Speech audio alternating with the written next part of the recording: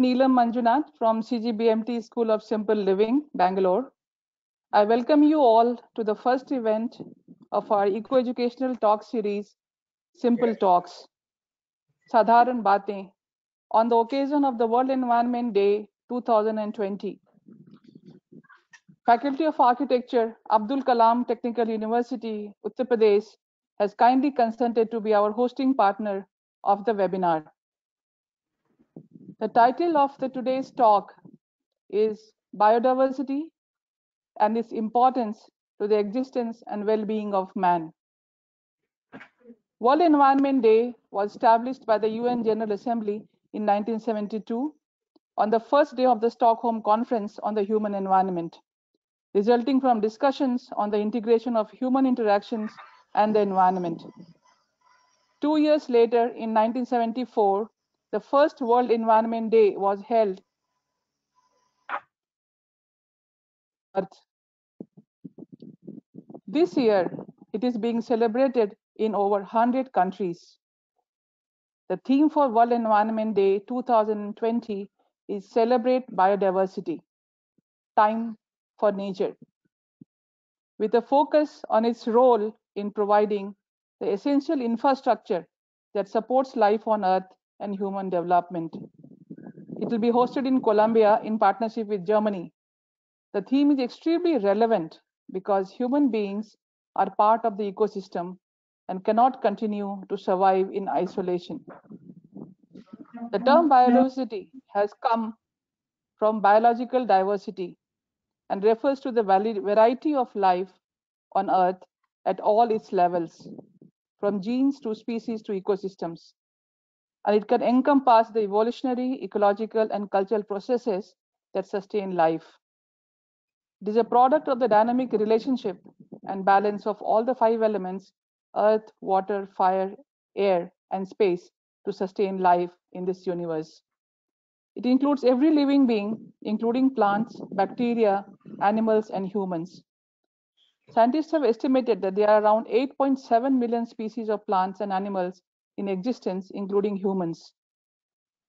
Biodiversity is important for survival of all beings, big and small, on land or in water. We need to understand that while there may be a food chain and ranking of species, every living thing is connected to another living thing, and together it forms a network of diverse life forms on the planet. The foods we eat, the air we breathe, the water we drink, and the climate that makes our planet habitable all come from nature. Now, all this that I read right now is our knowledge from books, internet, and from social media.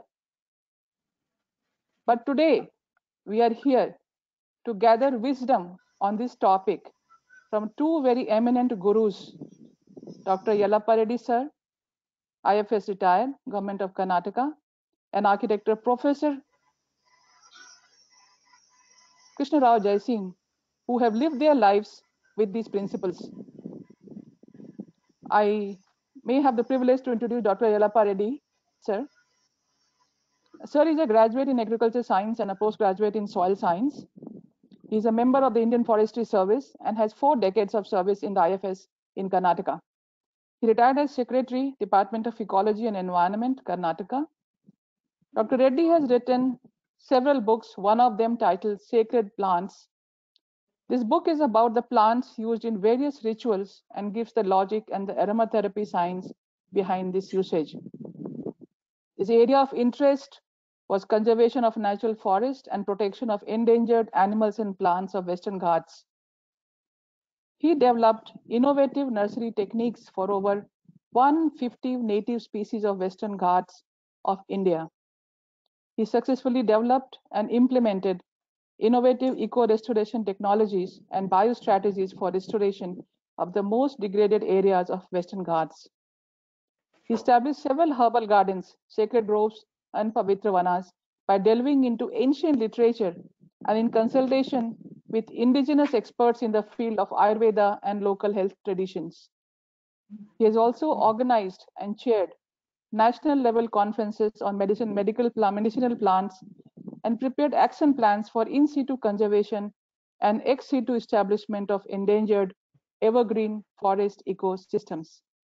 He's presented over 150 technical papers on tropical forests and authored number of books. He has also worked extensively on restoration and protection of lakes and rivers of the state.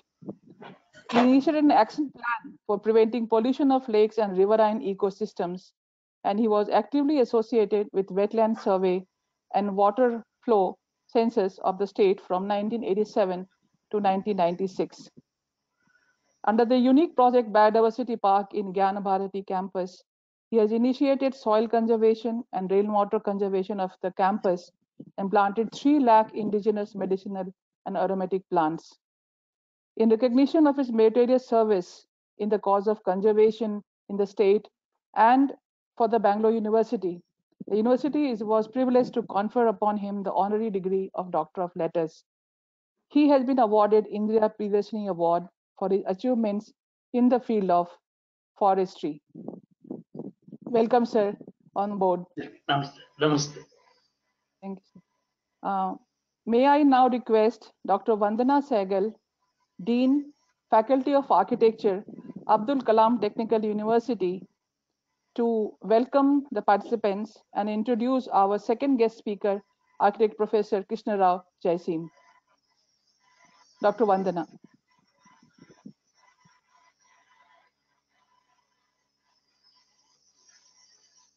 Dr. Vandana, are you there?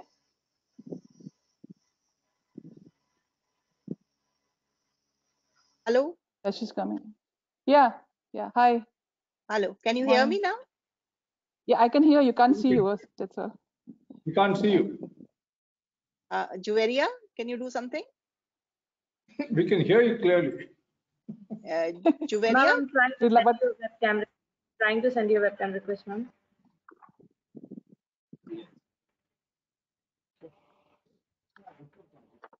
I think I'll start by the time I think it'll come. Okay.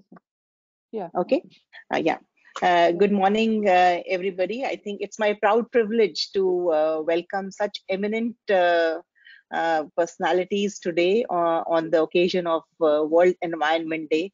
And I think it is so befitting, I think, because their work and their life personifies, to the ethos of the environment and preserving the environment and designing with it, and Neelam Manjunath ji has just introduced Dr. Yellappa Reddy. It's my honor to welcome Professor and Architect Krishna Rao Jaisim. I think I am too small a person to really introduce him, because I think his works and we only read about what he has done, hear him speak all the time. And it's really, really my honor to welcome you, sir. It's very small, I don't know how to introduce you, but as the protocol says, so I have to say that I'll talk a little bit about him. So Krishna Rao Jaisim, sir, was born in 1944, and he did his schooling from Madras Christian College, and completed his university education in architecture from Madras University in 1966. And he worked for a bit with L.M. Chitale, and then from 1970 he started his own practice. He was inspired by the writings of Ayn Rand, and so he named his practice Fountainhead.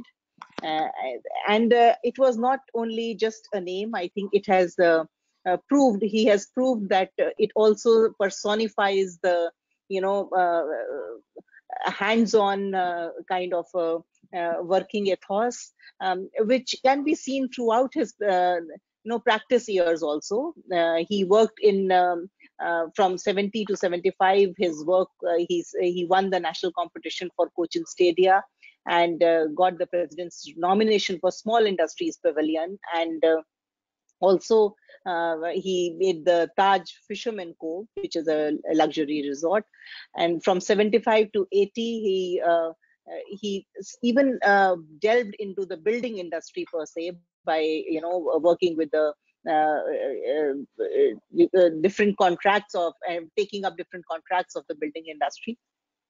And now that after returning from the Middle East, he's in India. He has made his house in Bangalore, and for the for successful 4 decades, his practice is shaped around the built environment, and at the same time it explores the unbuilt realm very, very beautifully. So his whether it's homes or institutions or commercial complexes, his architecture has a kind of a poetry in space. It has a minimalism which speaks of a lot of restraint, and the spaces show how he works with elements and the senses. Our whole being is stimulated by the spaces he creates.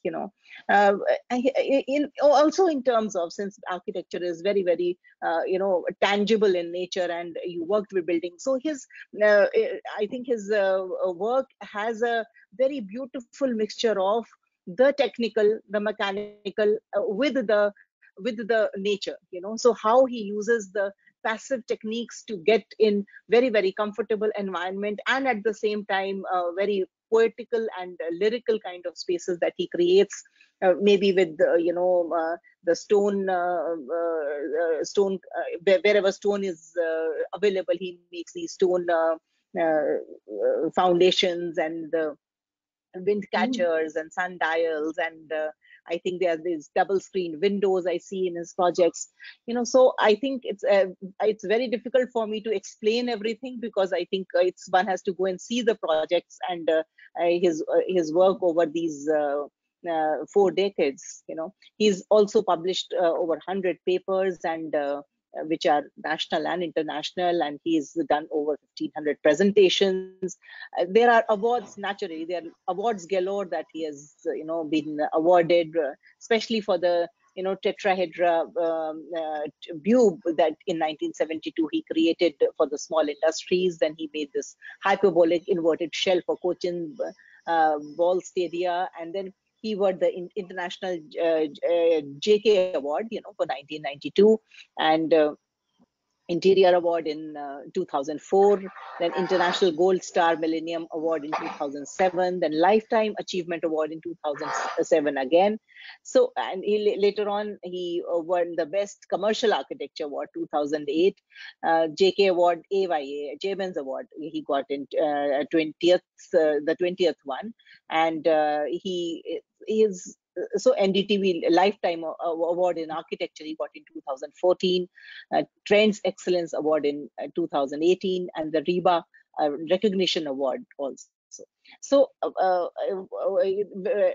we see that his work is so much in sync with the environment, and I think it's our privilege to hear him today on the World Environment Day, and to hear him how he blends and how sensitive his projects are to the environment. It's a pleasure, sir, to welcome you. Namaskar. Thank you very much. That was a long introduction. Thanks a lot. Very long, quite good, quite interesting. You have spent your lifetime, sir, so we have to at least few minutes we can spare, definitely. It is over. Yeah, thanks, Vandana, for the nice introduction. Sir, we will be starting with Dr. Yellappa Reddy, sir, first, and then over to Jasim, sir. And after that, I will summarize the session and then open the floor for questions for the participants. Dr. Yellappa Reddy, sir, I think you are, for us, a father of wisdom for biodiversity. So we would like to hear from you, what is biodiversity, and what are the various types and components of biodiversity, and why it is important to human beings? It's a very, very interesting question. What is biodiversity? The biodiversity evolved nearly about 3 billion years ago. It has taken billions and billions of years to evolve a biodiversity for each region. Each region means Broadly, you can say marine ecosystem, which is the largest ecosystem. Then the riverine ecosystem, which is supplying the quality drinking water to everyone. Then terrestrial ecosystem for each region, for each climate. So there is no uniformity at the global level about the biodiversity. See, the biodiversity is structured for each region to cater and take care of the life and life forms in that particular unit, a community of life forms that includes the primary food producers, that is the plant kingdom, and the chlorophyll, and the primary food producers, secondary, etc., etc. Now, coming to the second aspect of the biodiversity communities. The biodiversity communities has been designated in ecological terms a biome. What is a biome? A biome is a uniquely characterized on temperature, rainfall, soil, and so many other living structures to stabilize and to maintain the climax of the vegetation. What is the climax of the vegetation? Climax means it starts from barren area to successions, and each succession takes a different form of community and life, and each life again vanishes, and it reaches the stable community of mutualism, stable community of commensalism, stable community of what you call co-evolution. So all these things together forms into a biodiversity, especially the co-evolution is very important because the co-evolution and the gene pools of that particular region is very, very, very vital. Therefore, now if you're coming to our country, the Himalayan temperate zone. The Himalayan temperate zone is very, very unique in several aspects. Several aspects. So that's the reason why our ancestors has designated the Himalaya is a Kailasa. Why it has been designated as a Kailasa? So that it is a most fragile ecosystem. We should not recklessly, mindlessly, we should not change. So where they have given a beautiful spiritual definition of Kailasa, where Parvati fed Devadar trees to nurture them to maintain that ecosystem of the Himalayan region. So this ecosystem of the Himalayan region, of starting from chirpine to the blue pine to the deodar to the fir and the spruce and the oak, etc., is a richest water bank. It's the richest water bank of the entire India. That is Ganga River and all other rivers takes their origin. This structure of the biological layers has got a unique functions. So there my concern when Britishers came to India, they started cutting Devdar trees, which is a keystone species, but to convert that Devdar into sleepers. They started the destruction. The Devdar and chirpine tapping and mining, the biggest one. Dam construction is the other one. So like that, the entire gene pool structure, genetic flow of the Himalayan temperate zone, which is so rich west and eastern Himalaya, and it is a wonderful regulator of temperature, regulator of water, regulator of holding the snow, holding the snow, ice caps, etc. Now we know what is the status today. What is its status today? How much of the ice caps have been melted? what is going to happen, and how many dams we have built, or how many mines we have allowed, how many hydro projects we constructed, what has happened to our river flow, how many streams have completely vanished, and how much water flow in the off season reduced, and why. So the oak plantations were playing a great role there. So like that, if you're coming to the desert ecosystem, this desert ecosystem is very unique in wonderful ecologically sensitive area, because desert ecosystem will have solar radiation, high temperature of 50, 35 to 40, 56, 50-degree temperature, very little rainfall. So the xeric species is evolved there.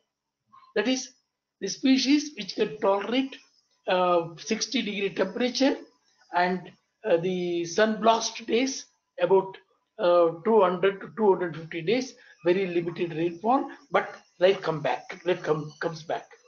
Then that is Vindhya and Aravali.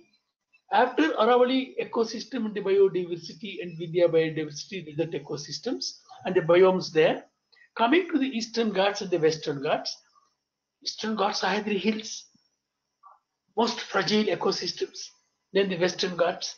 So here, in coming to the Western Ghats, if you just look into the Arabian Sea and the Bay of Bengal, the ocean line, 7,000 kilometers, and its interconnections between the terrestrial ecosystem, riverine ecosystem, and to the marine ecosystems of 7,000 kilometers. That is umbilical connections. They are umbilical connections.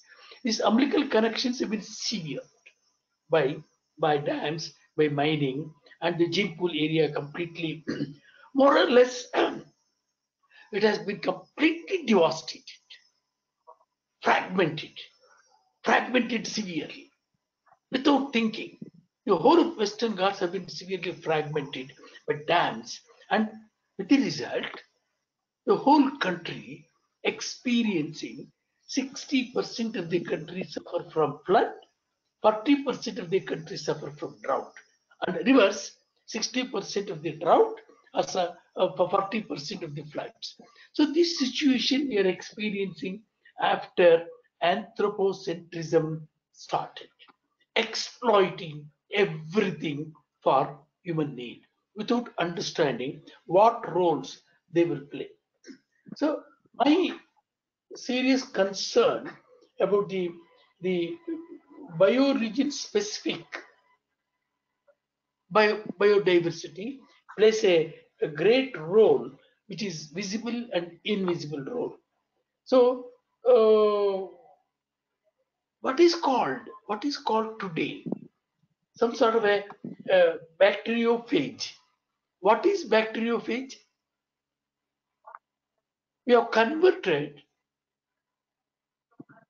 both what you call renewable resources, non-renewable resources, and dumped everywhere without managing. That is called bacteriophage. Bacteriophage means we created man-made laboratories for pathogens and superbugs to grow. So today, the superbugs and pathogens have taken over. Garbage, sewage, Ganga river is being highly polluted. Every river in India is polluted. Water is not fit for human consumption, and converted the land mass into man-made plantations, man-made agriculture, and most important things, the gene pool areas. In case of emergency, the entire food security has originated from the Western Ghats. That means starting from wheat, a wheat crop, when it is suffering from a smut disease, there was no method of finding out the gene structure to withstand and to overcome that smut disease. It is a wild gene of wheat in Himalaya has saved the world today.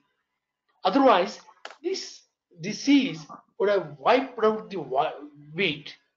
Think if it had been wiped out without any chemicals, the single gene of a wild wheat has saved the world today. What we are eating today, bread, butter, and atta, and all kinds of things, all over the world, this one single gene pool, has saved the world today. Similarly, in paddy or cereals and fruits and vegetables, everything what we are eating today, the food is has originated from Western Ghats in the biodiversity. Your plantains, what we are eating today, the wild gene has originated from these things.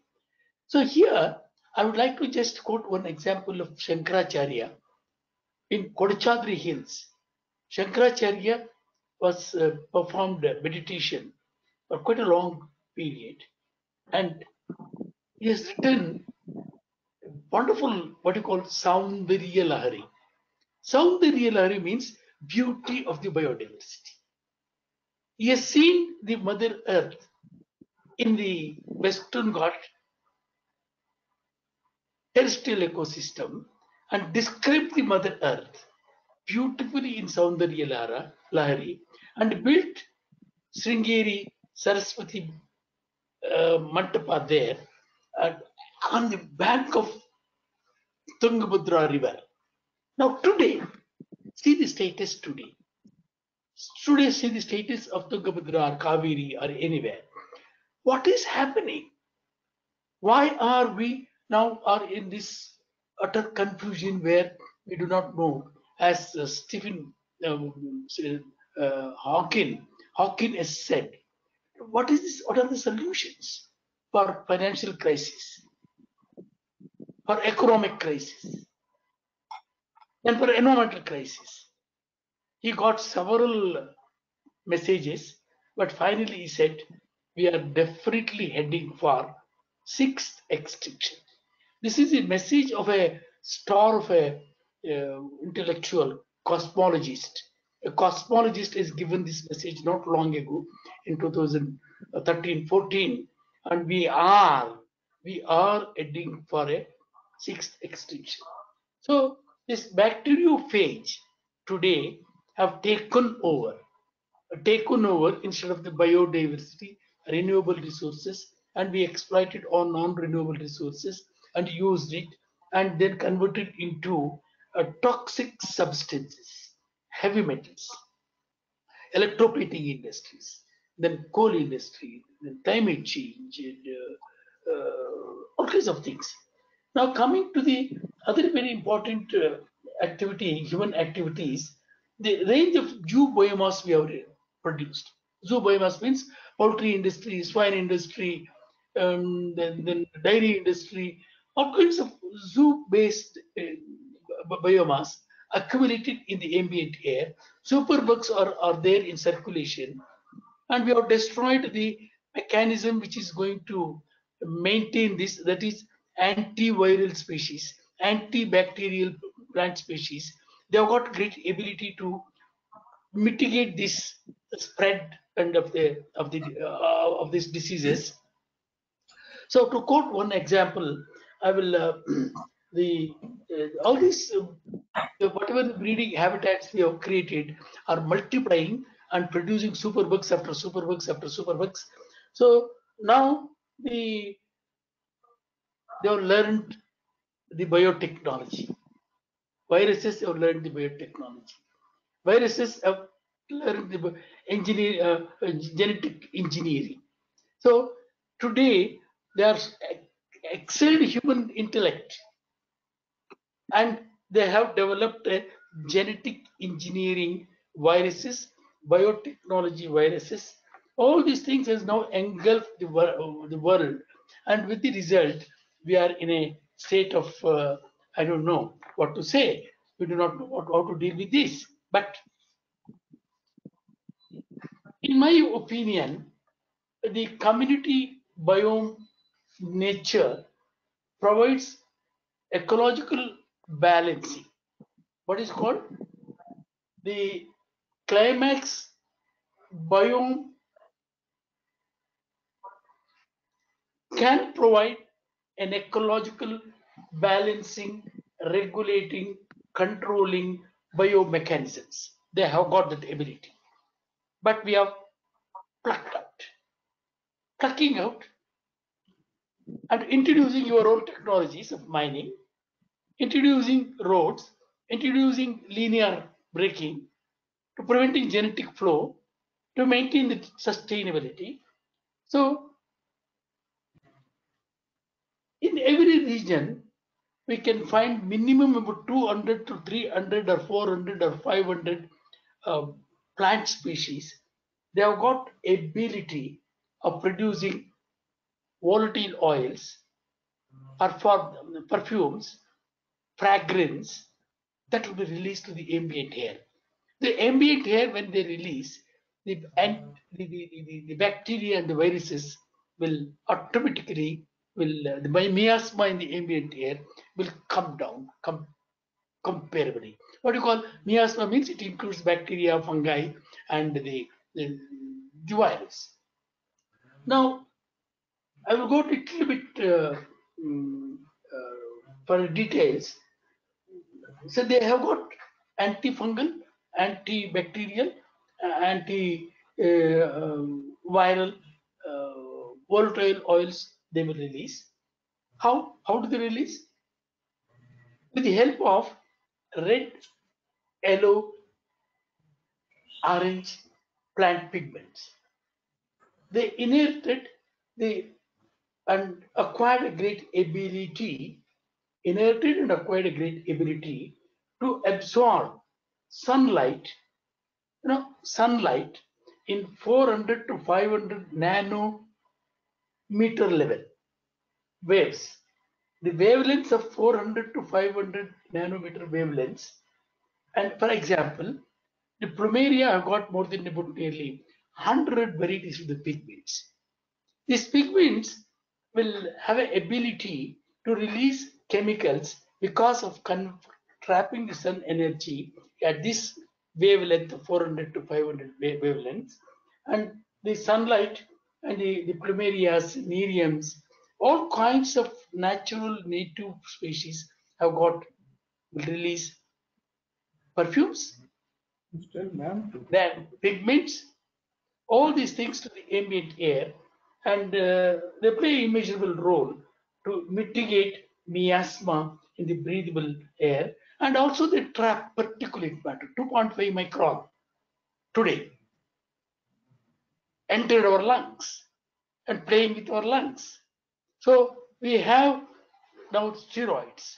We have so many medicines to take care of our lungs. How many? Every citizen in India today spending more than at least about 10 to 15% of their income to take care of their lungs and the asthma, bronchitis, and etc. etc. So this ecosystem will trap the particulate matters without any expenditure, and also release this type of chemicals. So the carotenoid pigments absorb light mainly from 400 to 500 nanometer wavelengths. That air not only purifies the breathable air and produces characteristic natural colors. For instance, tomato. For instance, capsicum. All these anti-acidant foods are coming from biodiversity. Biodiversity is not, don't take it because it has no any value. That is the stupidity. That is where we have failed. That is where we have destroyed our India's biggest, we are the richest hotspots of the biodiversity. We have destroyed to introduce man-made ecosystems. We want only power. We are not even bothered about the water. So we are spending money even today to establish thermal power plants. 60% of the power is generated by thermal power plants, by doing coal mining, by producing without, we have not calculated the damage the acid rains is going to cause for the biodiversity. If the acid rain falls on the canopy of a tree, on a flower, on a egg, what is going to happen? It burns, it destroys. But still we want that. Still we want power only. Still we are not interested in protecting our biodiversity. Still we are not interested in getting quality drinking water. We are not interested in breathable air. We are interested in only in establishing cancer research institute, high-tech hospitals, medicines, vaccines, all kinds of things. Anyway, the most the, the interesting phenomenon of our country is we have seasonal justice. What do you call Rutu Dharma? They call it Rutu Dharma. In each season, when microbes multiply, when viruses multiply, there is a Rutu Dharma. That Rutu Dharma is controls, mitigates these superbugs and viruses. What is the Rutu Dharma? In spring, 90% of the ecosystem will have carotenoids, will have pigments. Young foliage will have that red color. That red color emits some sort of chemicals or oils to kill all the bacteria in the ambient air. Then next comes monsoon season. There is another complex of the system will take care of that problems. Then coming to the winter, that is called Rutu Dharma or seasonal justice, well-defined seasonal justice, which biodiversity is taking place. Then another very interesting thing which we have completely thrown to dogs is co-evolution. What is co-evolution? Today, any primary school botany student know what is co-evolution. If you destroy one keystone species, then you are going to destroy about 100 ones in the food web. So none of these things have been taken into consideration in the name of for development. Development means road. Development means rail. Development means aerodromes. Development means thermal power plant. Development means energy. So where are we? Not only we, where are the world now today? So these are things which will certainly, I feel very sad. We have co-evoluted species in Western Ghats. I have seen in the Western Ghats. So their interdependence, interrelationship, that mutualism, that what you call that delicacy, that see even our judiciary, they are passing very unaesthetic remarks. Jungle law. What do you mean by jungle law? How many of the people who uses this word know the meaning of a jungle law? Then I asked one of the senior judges, sir, can you define what is jungle law? Then he told me, yeah, cardinally, what is there in the forest? I say, there is no law. Then I told him, sir, kindly visit any of the national parks. There is a precision. There is a perfection. There is an integrity. There is a harmony. There are no judges in national parks. There are no lawyers. There are no corporate people to take care of your waste. They take care of everything. They have perfect understanding. See the national parks. So year after, kindly don't use that word of a jungle law. Jungle law is in urban ecosystems. Man-made ecosystem is the jungle laws. So don't use this word. I appeal to you as an ecologist. Don't use this word of a jungle law. Jungle have got a perfect law, perfect understanding, precision, mutualism, no parasitism. It's a little parasitism, but that parasitism is being totally regulated. That parasitism enters there whenever it is required, not otherwise. So these are a few things, Nilima, I wanted to share with you. I have taken quite a lot of time. I think JCO must be cursing me. I'm taking his time. Thank you for that. No, yeah. So, sir, one more question to you. I think you've covered, because I didn't want to stop the flow.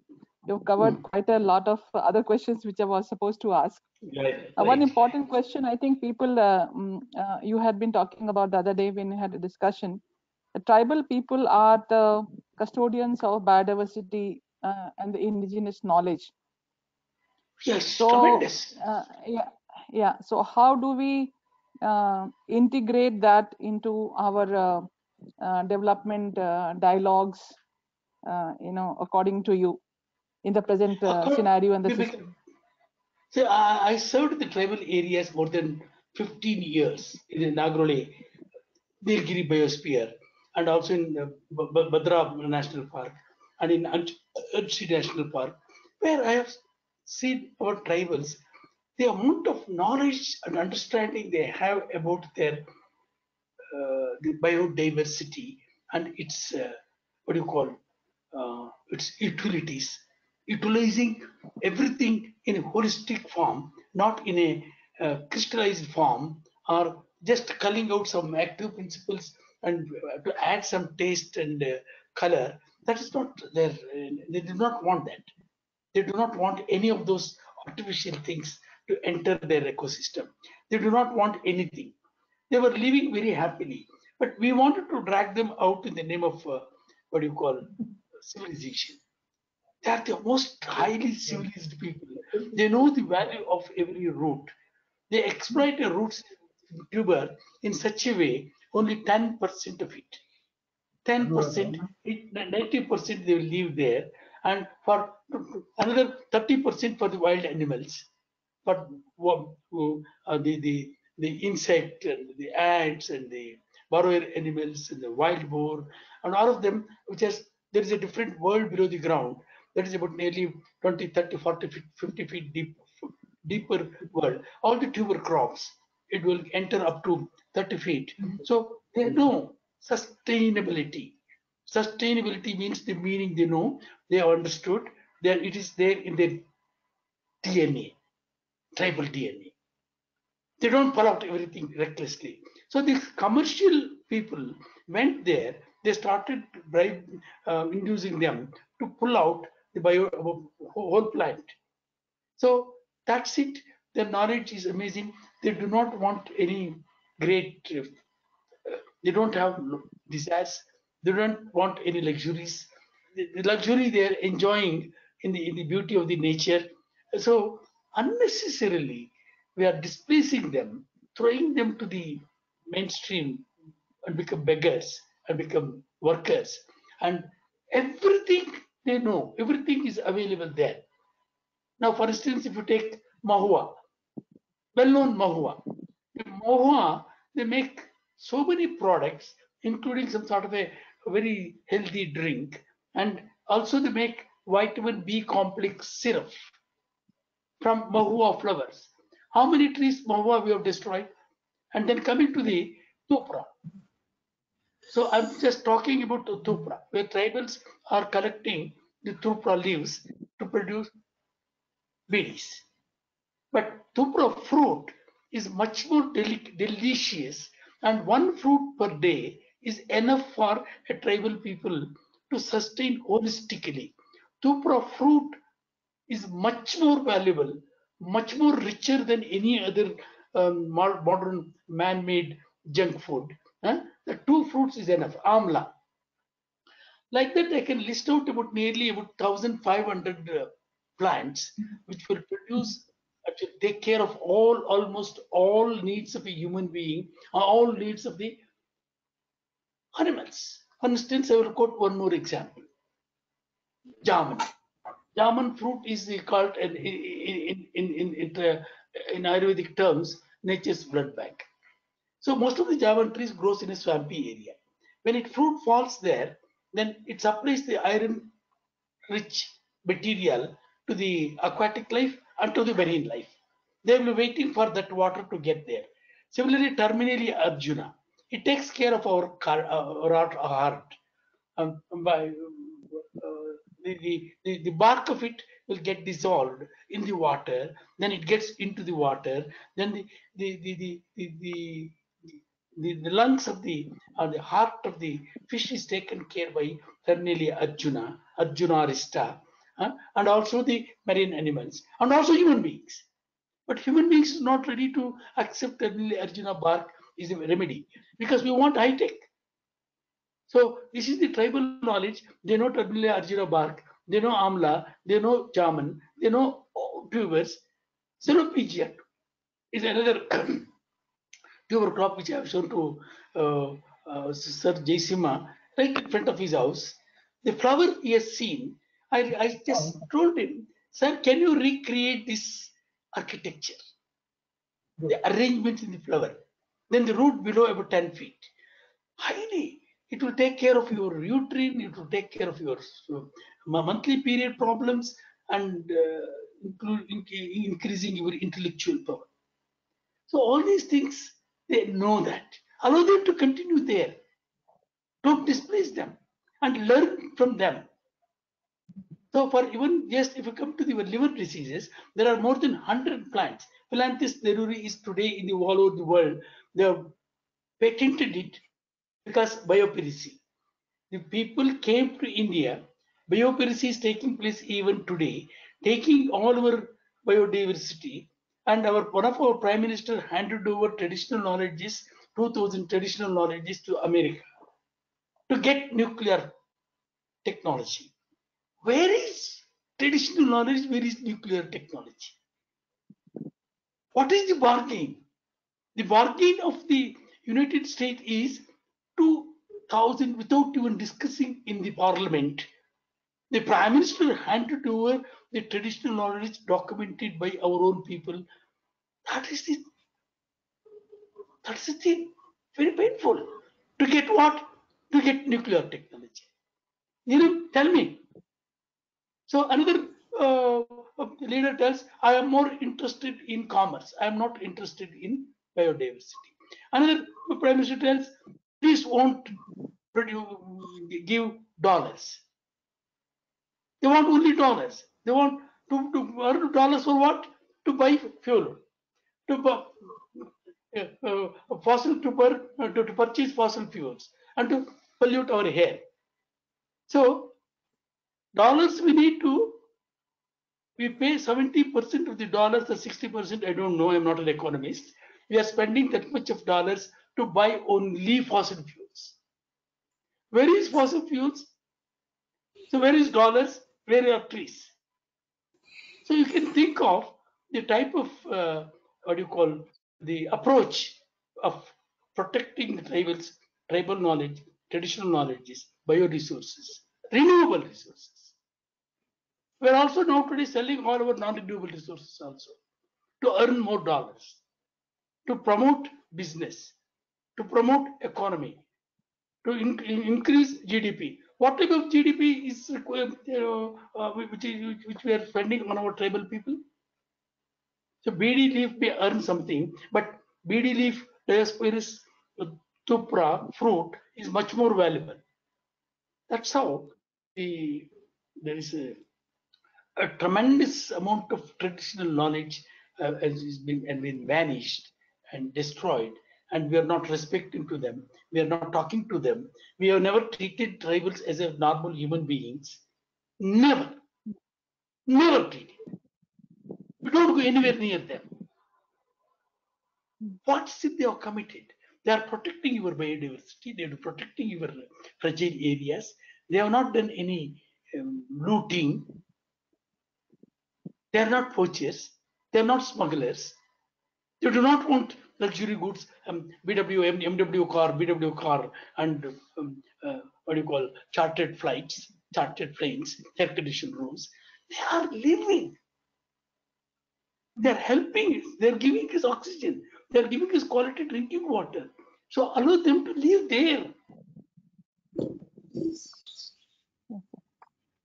Yes, sir. Last question, sir, for you. So I think, again, COVID-19 also, you've already covered the pandemic, reasons for the pandemic and our health. Now, these people is 40 crore people. As you said, they have been displaced from their villages, and they had been displaced. And now from the city, again, they have been displaced. Yeah, most of them are tribals. And again, they have been displaced back with absolutely nothing to go back to the same place. Nothing. So how can we leverage, do you think, because you have been part of the government, the Make in India and Atmanirbhar Bharat program, which has been announced by our Honorable Prime Minister for biodiversity conservation for a more benevolent and resilient economy for the tribal and rural areas. This is where, see, this is where we need to reverse things, rethink, reverse all the things. How many mobile phones? So in the rural area, the economists to go there and conduct a survey. Nilima, I was really shocked. In a rural area where there is abundant prosperity, economists, these economists have given a pro forma. In this village, how many mobile phones are people are using? How many TV sets? How many motorcycles? How many petrol bunks? That is a sign of prosperity. Then I asked that economic, that professor, who has given this pro forma? Is there any prosperity in your TV set, in your mobile phones, in motor vehicles, in all kinds of things? Then they said no. Then if it is not so, how much of money you are going out from a village for mobile phones? How much of money is going for TV sets? How much of energy is required for a village or a rural area or a tribal area? So you calculate that. The entire underground water is completely vanished in that village. The type of traditional 40 varieties of the horse gram, which is a staple food, excellent food, where they used to get what you call Banur breed. What they call it, Banur breed is the world's best meat in the world. There's no habitat. So each Banur breed sheep we can sell at 2,500 rupees per kg. And then coming to the native A2 milk, A1 milk and A2 milk, A1 milk has been proved that it is something poison, white poison. So A2 milk from our native breeds, Malnad or all kinds of native breeds, is the world's best milk. Today, the value of the ghee is 3,000 rupees people are willing to pay. The value of the milk there is 70 rupees or 80 rupees per kg. But our government has taken a decision to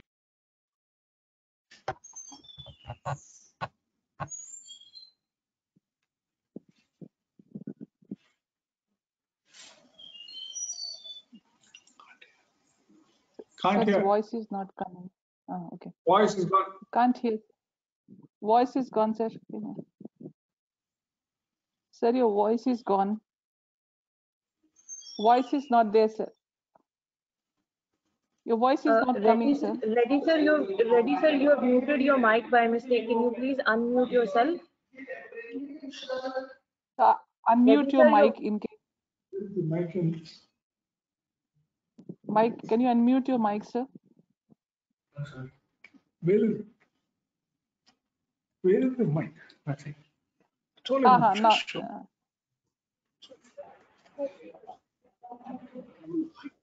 no, sir, it is still not there. The mic.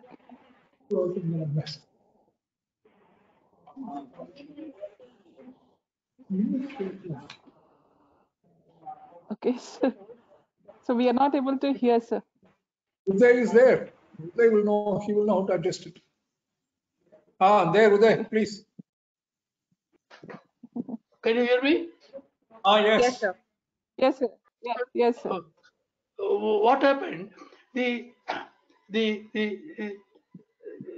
Amul milk, Amul ice cream are all native breed cows. Today, because of the cross breeding, all our native bulls have gone. When I was a committee chairman, I permitted the people to buy a bull, even if you pay 10 lakhs, you buy a bull, native bull with all its genetic character. In National Dairy Research Institute, we have a Malnad Gida bull. It gives the quality of the milk is fantastic. It has got special thing comparable to the human breast milk, almost. Human breast milk is the most superior food for children. So in the whole of India, the Malnad Gida bull milk is got 90% of the human breast milk, which is the superfine food. And also, if you come to the biodiversity of the jack or mangoes, the mango today has got wonderful proteins, wonderful vitamins, and jack contains certain materials which will take care of our lung, which will take care of our memory, which will take care of all these things. So these are the things, this knowledge is to be promoted for the welfare of not only human beings, for the welfare of the biodiversity. We need elephants, we need tigers, we need everything in the ecosystem. You have no business to enter, snatch the rights of river. You have no business to enter, snatch the rights of tribals. You have no business to enter the rights of the herbivores or carnivores. So allow them, give them. As a, I was in charge of 6-7 national parks in Karnataka state. I have seen them personally, closely. I interacted.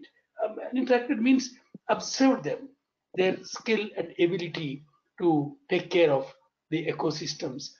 Ecosystem health.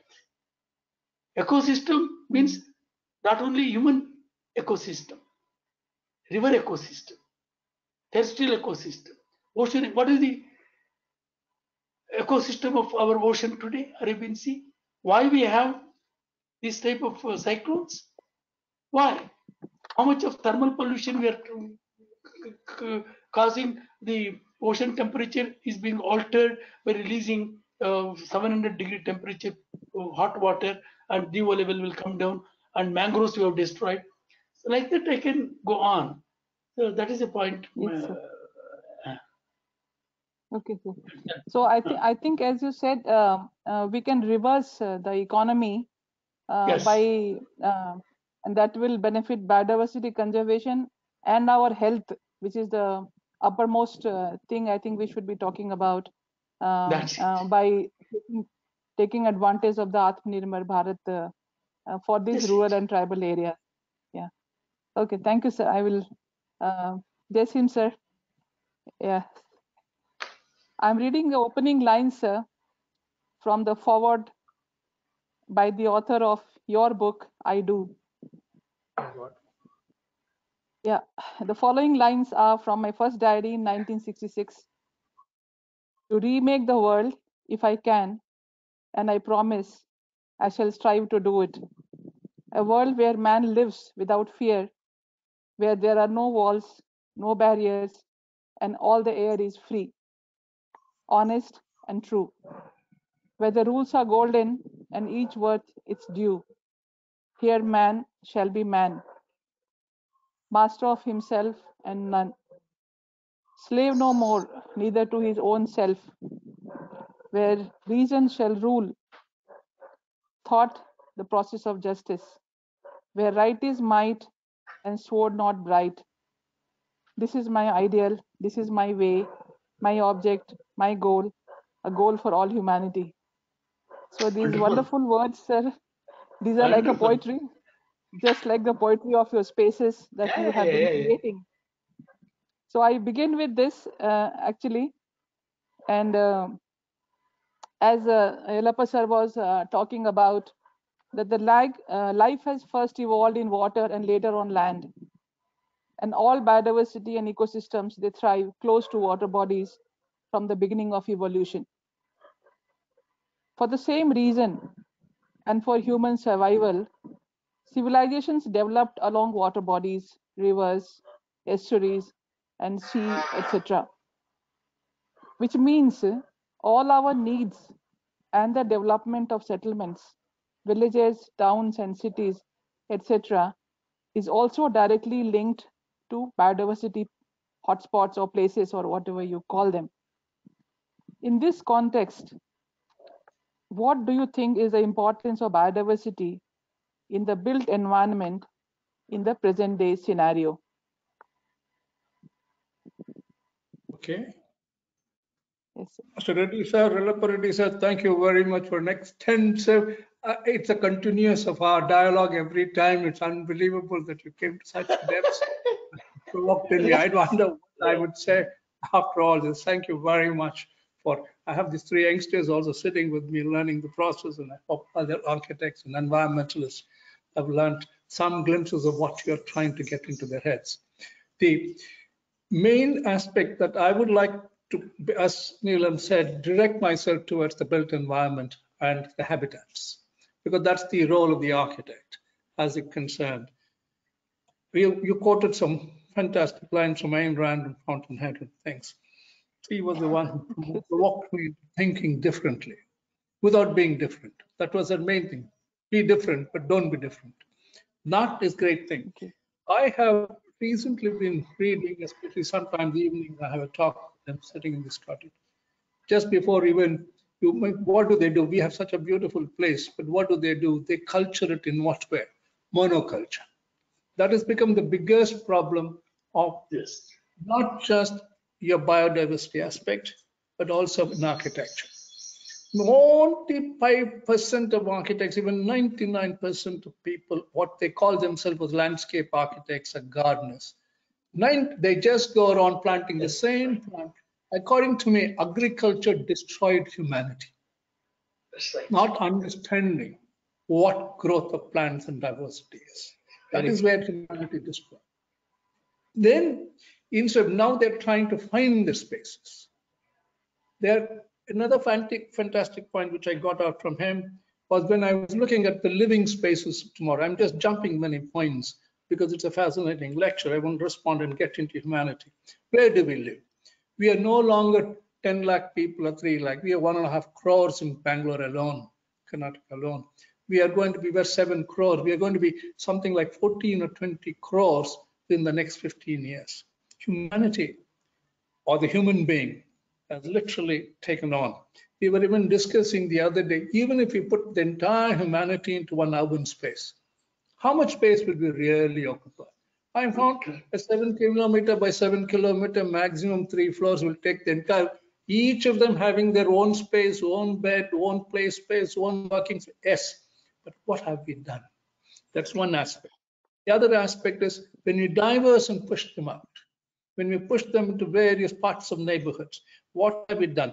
This is why I said today's talk, I will not very much concentrate on the existing big cities. They are gone. As far as I'm concerned, that is why when I said cities of the future, the death of cities. Cities must die. You should not try to bring them back. You should not try to make them live again. It's dead. You should slowly bury them, slowly bury them. Get to third and fourth level cities, get to, as he says, and I can endorse him saying, to the villages and the things, learn this. What are we doing unnecessarily? We are building a nice road, or we're building one super highway through the village. We are literally dividing them. Instead of getting the culture working within ourselves, we are dividing them, which is very bad. We build railways. In fact, I was talking to him about railways. Can it grow into many other aspects? Yes, having got all this, whether you like it or not, infrastructure, can we use it for a better life standard? Yes, you can. The other aspect, which I look at again to the architectural factor, is how many architects, when given an opportunity, are really creative? Not 0.1%. Every day I get the mail from top architects saying engineer should not practice. The other neighbor is practicing. The agriculture is practicing. I said, wrote back to the council president, they are doing better architecture than the architects are doing. Because it makes a lot of sense, because they know what they want. Yes, but what happens there is called the Builders Association. They have got into this in a big way. Politics and power have gotten to urbanization and built industry. Next, agriculture is the largest thing, is the working person and thing. You bring the I'm very happy COVID happened. I'm one of the thrilled that COVID-19 or COVID-20 or whatever happened. That the first time in the history of mankind, the entire earth, the people have come together. Whether it's China made or American made or Indian made, it doesn't matter. They have come together, and they've come together in a very positive way, which means if they continue the process, they can come with different type of solutions and answers can be done. One of the main things, you look at I was talking somewhere on the other talk, you look at a bird's nest or you look at the anthill. The ant is a nurtured thing of its species. But again, no ant, two antils are the same. You look at a bird's nest, you can identify a bird, it's still not the same. Whereas we human beings build the same. And believe it or not, we are the only living beings who can think and act on the thinking.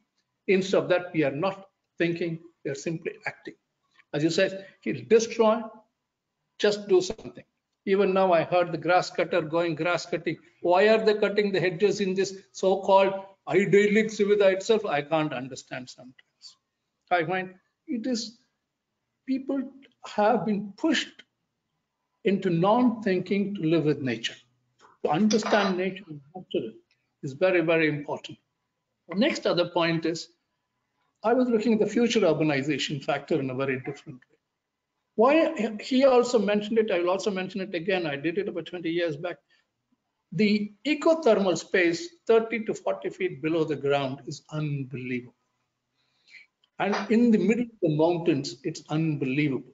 If you built your urban city inside the mountains and below the ground and connected them, and then used whatever you took away from here for doing other landscape work or other built-up work of industry, something phenomenal will happen.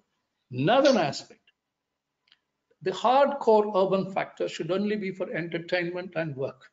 The living spaces should get out of the city. This is one of the suggestions. There may be many alternatives because living is different. Now, what is happening? People live, go to the urban, they don't use it in the end. There should be a 24/7 look of activity that should happen, which would reduce unnecessary foot spacing all over the place. And even a symptom like COVID, whatever is happening, the virus can easily be taken care of. The other factor that happens, very important to human beings, which can happen, you call it biodiversity, I call it biomass, and whatever you can call bioarchitecture. It is not just natural architecture or something like that. I'm not, many people time me as saying I only use mud and no, I want to use technology, but I don't want technology to use me. That is, technology should not use me. At the same time, there is another danger. There's the so-called artists. They think they know everything. They come and quantify. They make buildings look beautiful, build one stupid Vidhan Sauda. They think we have created history. I've never seen a more uglier building in my life than the Vidhan Sauda. Why are we repeating something we don't understand? Why can't we look ahead? Why can't we look at technology and art and fuse them to create an architecture that can really kindle the young blood, the young minds? And look, I'm not saying close yourself into India, close yourself to this earth. No, within the next 10 years, people will be on the moon, on the Mars, and so many people will go out. These things will happen. Human beings should evolve and evolve and evolve. When the 7 billion, 20 billion people come, where will they see? Another thing that is happening very sadly, and in one way positive, one way negative, is we are pushing away from the oceans. The oceans can teach us a lot. Why are we not looking at floating cities? Why are we not looking at under the sea? Why are we not living these spaces? Why don't we move to space somewhere and do something? This is the future of urbanization that is going to happen. I will now hear one plane trying to fly. Why do you want these heavy planes flying over? They can fly somewhere else. The birds are here. How can we create an ecosystem or an ecological system that can live with human beings? That is the main factor that we should address.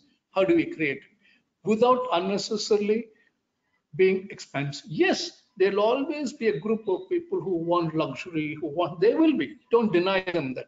I can't put everybody in one basket. The moment you put everybody in basket, it's against biodiversity. There should be tremendous diversity. One fellow will like this, one fellow. The only thing is there should be a sense of living, sense of what human beings call as I thought, I liked it, I want to live that way. That continuity should happen and it should continue to grow. Can we evolve into that system? Luckily, this is an opportunity that big politicians and big people in power can take advantage of. Can it be done? He has done it in his lifetime. But we have all reached an age we just want to run away somewhere, go away somewhere. Why can't the youngsters do it? The young, below 40, this is the opportunity. The bureaucracy must stay away. The enterprise should come inside. All the rigmaroles of getting clearance should go. Then you will find something very, very generating is going to happen. Now, it's not a question of earth architecture, or bamboo architecture, or earth architecture. It is an architecture of living, of people moving and enjoying those spaces. It's very important. When you enjoy a space, you interact with the space. Yes, that doesn't mean everything is going to be happy. As you said, the yin and yang, or in India, with the system of things, there will be always a little sadness when the happiness comes. If there was no sadness, you will never understand happiness. You'll never understand joy. You don't have the thing. Like the old gurus, or even now I'm trying to say, unless you climb the peak of a mountain, you forget what was in the beautiful valley. And once you go to the peak of the mountain, you think you've climbed everything. But the moment you go to the peak of the mountain, there is nothing there. You can't even touch anything. You can't even look at the next fellow is below you. You can't even beacon other than breathe the air. One whiff of wind you'll throw away. And then when you come down to the valley, what life, what nature, what beauty, what rivers, what things. We forget the fascinating places we lived in, and we want to climb those peaks. And there is nothing in those peaks. There are only other peaks to see. Oh, there is another peak somewhere. It's a waste of time. It's a waste of energy. One thing, you will understand what happens at that point. You go to the valley and start going there into an architectural practice. They always believe the 5 elements and the 5 senses, when they fuse, millions of alternatives and opportunities come. It is not that you should not stop technology, or you should stop ignoring. Technology fuses with that. You look at an ant, you look at it very carefully. You look at the height of the anthill. See the speed with which it climbs. We can't do it in another 1,000 years. We will not be able to climb one space that speed. Go down into the earth. See where the ant is. What are we doing here? Oh, the ants are coming. Kill them. The bees are coming. Kill them. Instead of studying and understanding, we are killing. Each one of them can teach us. No, the truck has to pass. So cut the tree. The tree was there before your truck. What are you doing? The truck can go around and come. No, this in an elitist place, if this can happen, I don't see what will happen in the urban port spaces and the urban city centers. This is where I'm again, the villager will understand this better than the urban man. In fact, I feel all universities should be closed. Human beings should start going back to trees and sit under whatever they feel is a guru or a non-guru, interact and learn. That degree of BArch or BEd all should go. Education today must change totally to be nurtured education. And in one way, it's very nice what is happening. The children are living at home. The only negative point about the children are not meeting other children. If that opened up a little bit in these times, unbelievable. It can, in fact, where we sit with him, sometimes we have fun. They allow some fellow to come and clean. You can't touch the other fellow. He's touching everybody and going. I said, what sort of? We rational people are not thinking rationally at all. We say we live in a clean atmosphere. We can use labor which understands, or we can use human beings to understand, to cut and train and make this a beautiful landscape garden. Instead of that, we have florists doing our work. How will it be?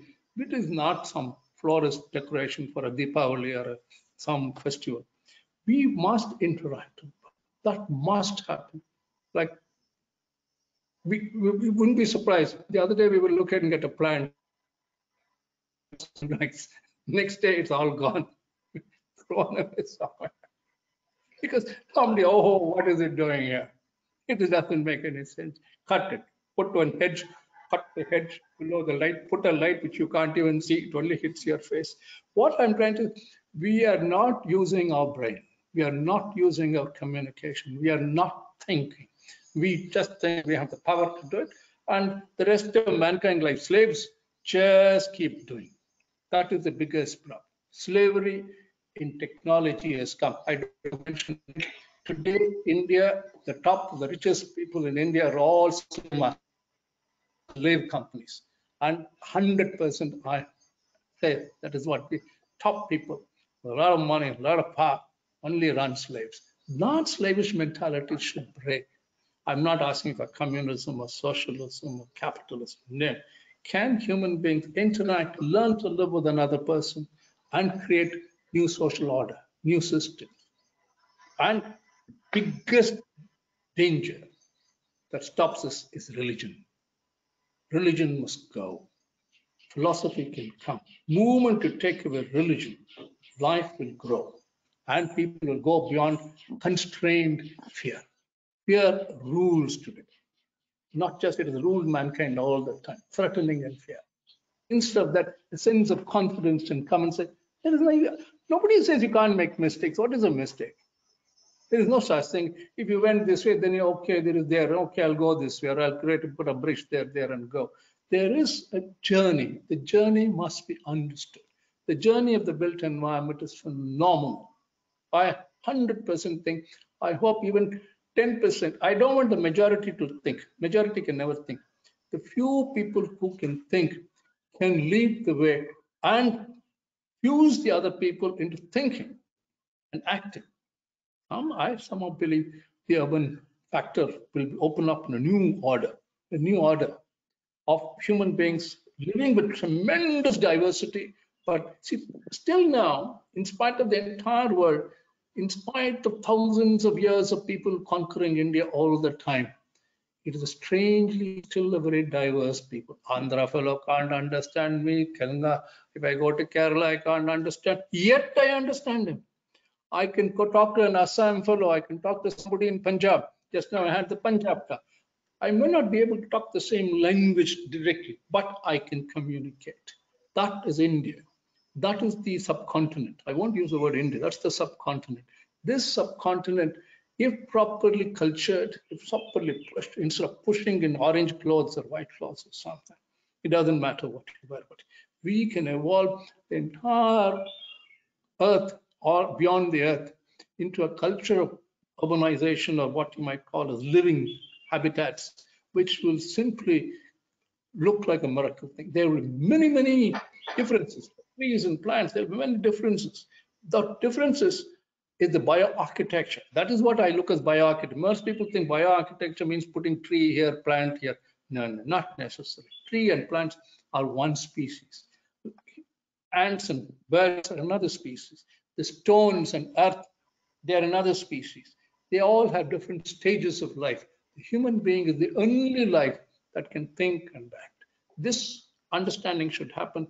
Once it happens, you will find our world far more habitable for more things. I feel is the answer. I want some sort of a response to your question. No, sir. It is much more than the answer, sir. Yes. Yeah. As we all know, I think, like Sir also, Yellapayadi sir also spoke about this overexploitation of natural resources for several decades. And we have come to a situation like the Kalki situation, as you were telling the other day, we have come to a Kalki kind of a yuga at the moment. And just now, as you spoke, there is a lot of new transformational changes in education and social order needs to be, needs to take place. So what role can architects, urban designers and planners play in averting this biodiversity loss or balancing biodiversity with development to provide healthy cities? I think you've already spoken about it to some extent, but I think if you could little more elaborate on this as to, we already have some cities and we have tier 2 cities and tier 3 cities. How do we go about either decongesting or putting biodiversity in the cities now? I mean, what Your we have. question is a good point, Neelam. I was reading an architectural dialogue with a few international architects and papers. Unfortunately, most architects think they can plan for the next 20 years, 100 years. You can't. Architecture, real great architecture, is an evolving system. Like the disgusting thing they're doing to the parliament is going to be a disaster within the next 2 years. I will add one more point to this and come back to you. That's why I said I will not touch the nature 1 city. I will go to the village tier 3 and tier 4 and beyond. But these are already cancered. They're totally there. And the other aspect is architects are usually people who take other people's visions and then deliver. We are not the power. We are not the politics. We should never be. And then, at this point, I'll tell you, when total freedom was given to some architects to design a capital, to design a neighborhood, to design something huge, phenomenal. To my knowledge, at least very large urban centers were designed. That's about within the last 50, 60 years, even 100 years. Huge urban spaces. Top architects, I won't name any of them, not international architects. Unbelievable research done. Roads should be here, plans should be here, railway should be here, line should be here. Not one of them have survived. Take Chandigarh, the disaster of India is Chandigarh. I'm not even talking beyond. Whereas if Chandigarh was a super success, why isn't it followed around? Whereas the moment you get out of the Chandigarh habitat, what do you get? The old neighborhood, Indian organic neighborhoods are there. What he was talking about the tribal, you were also talking about the tribal. The tribal is not a tribal. He is a very thinking person. He loves his life. He knows what to love. One thing, many of them, when they meet me as an architect, they take me quietly and say, what can we do here? I've learned so much. Can I learn so much? Can I do? They will interact. We push them as some downgraded people.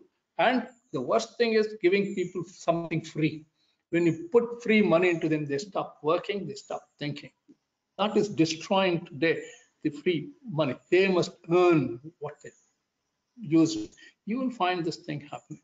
Then the other factor, like the Bangalore Development Authority, MMDA, and all, must be a dialogue and must continue. We don't realize, he didn't press another point. They were building a huge road right through. We don't even know where, cutting through a forest, going through it. It's going through, it's crazy. But why are you in such a hurry to go from A to B?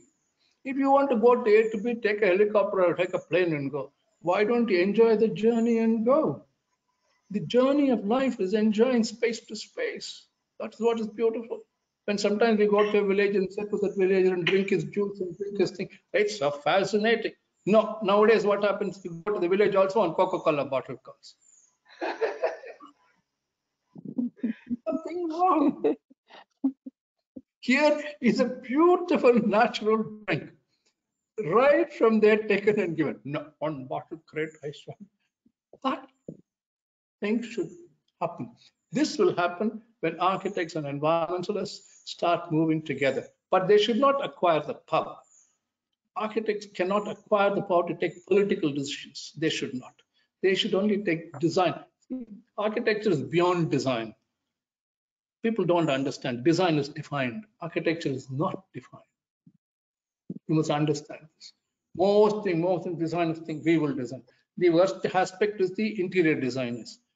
Especially interior decorators. Put 4 pictures here, something like what you have behind, something like what I have around, and they think it is architecture. Paint one blue here, one green here, and go away, paint. Or put some cottages, put one. That has to go. Space, in time, in content, and living spaces, which bring various things happen together, which create some sort of a sense in the human being. That is architecture. It is not the materials. Unfortunately, manufacturers are taking our steel and concrete and all. They don't understand. That is what should happen. I'm not saying don't build tall towers. Know how to build. Just because you can build a 100-story building, you don't have to build it. You saw some new examples from France or Turkey or somewhere. The building goes and then comes horizontal. What for? Because I can do it, I will do it. What? Doesn't make sense at all sometimes. That is why I said the learning process and the education process must undergo a huge process of change. I would prefer to go back 4,000 years, 5,000 years to sitting under the tree and learning. That that should happen. Yeah. So I think instead of several IITs in each state and those kind of institutions, we should have had more Shanti Niketans in each state. No, I don't. I will not say any. No, Shanti today is also absurd. I went the awful. Don't mention any education. No. Okay. No. Okay. Fine, sir. So going ahead, so as the theme of the World Environment says, time for nature now, which has to be built by the young professionals. And what would be your message or advice to the young building professionals in the present scenario with respect to biodiversity conservation? Be bold, walk with nature. Don't worry whether you fail. Failure is the biggest stepstone to success. If you succeed continuously, there is something wrong. If everybody gives you a tick, which means he has understood what you have done, which means you have done very low. The moment you fail, that person has not understood you. That is the greatest success, is the greatest failure. That is what I believe. 100%. Students must be bold enough. This gold medal, first class, all that must be taken off. You have done your work, good. 5 years of architecture, 6 years, go ahead. No need of degree. And if you're a good architect, you'll be an architect. If you want to be something else, you'll be a good person then. Get into the profession. No certificate by a bureaucracy. No, should go. Yeah, that was our system actually. In our system, we never had exams, and ancient systems, there were no exams and there were no certificates. There were practical exams, and there were other Not kind of even certificates, I think. not straight through life. Yeah, so that is how it is. So any other point you would like to add, sir, to? How can add? You added a phenomenal thing. You added a phenomenal outside youngsters. I think you leave it to the question and answer. If there is any, some fun will happen. Enjoy life. First fundamental. Human beings need other human beings, like it or not, to communicate, think. Otherwise, there's no thinking happening. The old days, they used to run off to the mountains. Then I thought they were great rishis. No, they were scared of living and ran to the mountains and disappeared. Is when I went up to him, no, those fellows are not heroes. They are junks. They, we should not. We should live in a different way. Okay, sir. Okay, so I will, though it is absolutely impossible to summarize the talks of two such gurus here, but humbly I will try to bring it to some points for the participants. You know, I don't know whether it's for participants' point of view or action points or something like that. Biodiversity is the indicator of the health of our ecosystems, as Yellappa Reddy sir has told, and must be included in all our talks about any form of development, industries, infrastructure, settlements, cities, etc. I think both of our gurus, I would call, have emphasized on this fact that biodiversity has to be on the table in all talks when we are talking about development.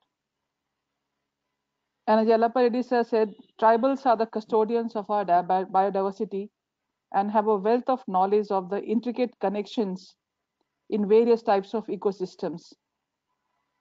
And this wisdom has to be preserved and propagated. And they have to be made, I mean, the tribals also have to be made stakeholders in the dialogues for all developments to achieve the balance between development and biodiversity.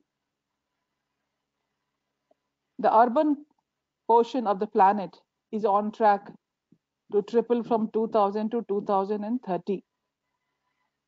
This has been forecast sort of by whom?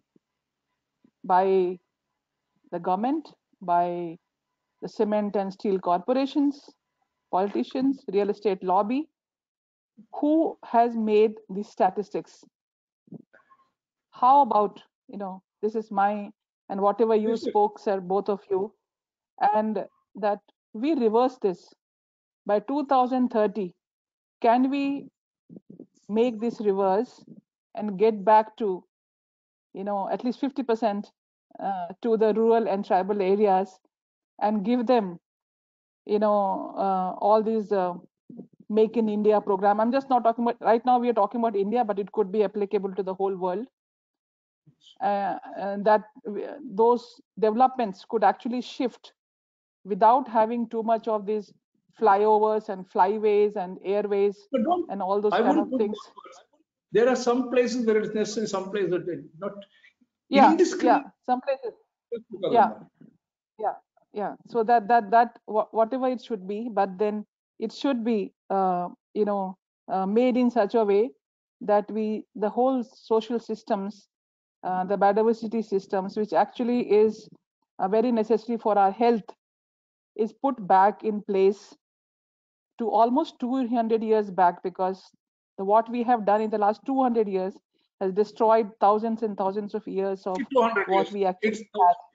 What we have done 1,000 years back, right from the first day of invasion, it's destruction. Okay, sir. Okay, don't blame for it. Blame the earlier. Yeah. No, the speed has been more in the last 2 years. That's all. 200 years. That's all. The speed has been more. 2 years. It was 200. So 200. Last 2 years has been much more than the last 200. Yeah. That is there. So yeah, it's like accelerating. It's accelerating. The rate is accelerating. Yeah, in a very this manner. So, and we are facing a huge loss of several species, Anthropocene, as Sir told, their population, etc., leading to massive biodiversity loss, and to the COVID-like situation that we are in. And we have this one small, tiny virus which has been mocking at us that, okay, you think you are the most intelligent species on this earth, so we are putting you under house arrest and see how we can thrive without you. You think that we cannot live without you. It's you who cannot live without us. So what is the way forward now from here in that case? I'll just try to again put it into some simple words. It is not just enough, as Sir told, for cities to plant 1 million trees, preach the gospel of backyard gardens, or green roofs and smart trees. The trees, shrubs and flowers in those ostensible green and smart cities and infrastructure also need to benefit birds, butterflies, and other animals. An urban wildlife movement, I think, should start. We have to look for ways of urban wildlife and habitat development in combination, as Jasim sir was talking about. We have to look for ways for that. These don't necessarily require massive investments. No investment. Yes, sir. So we can begin with breaking the carpet lawn culture, as sir was both Yalaparedi sir and Jasim sir were talking. We can begin with breaking the carpet lawn culture and substitute with right kind of trees and shrubs. I think I will just read out some 7 principles of biodiversity that can be incorporated, which I have just jotted down, sir, from both of yours.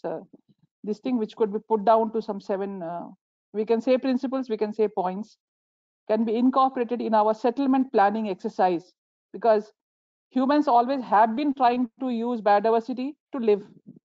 We cannot do without it. Everything we need is from nature. So it's not that we cannot take, we have to take, but how do we take it and how do we replace it back? The first point would be for protection. Identify and protect the high biodiversity areas, both current and potential, in and around where we have most to lose or most to gain, and protect them. The second point would be on connectivity, to maintain and reestablish connectivity between biodiversity areas for animals, meaning provide them corridors to move so that they don't come into human and animal conflict, what people have been talking about, that we have to put them somewhere else, and actually we are going into their habitat, not they are coming to our habitat, we have been going to their habitats. So we have to, if we give them the connectivity, I think they will peacefully, they are much more peaceful than human beings, and so they will pass through that.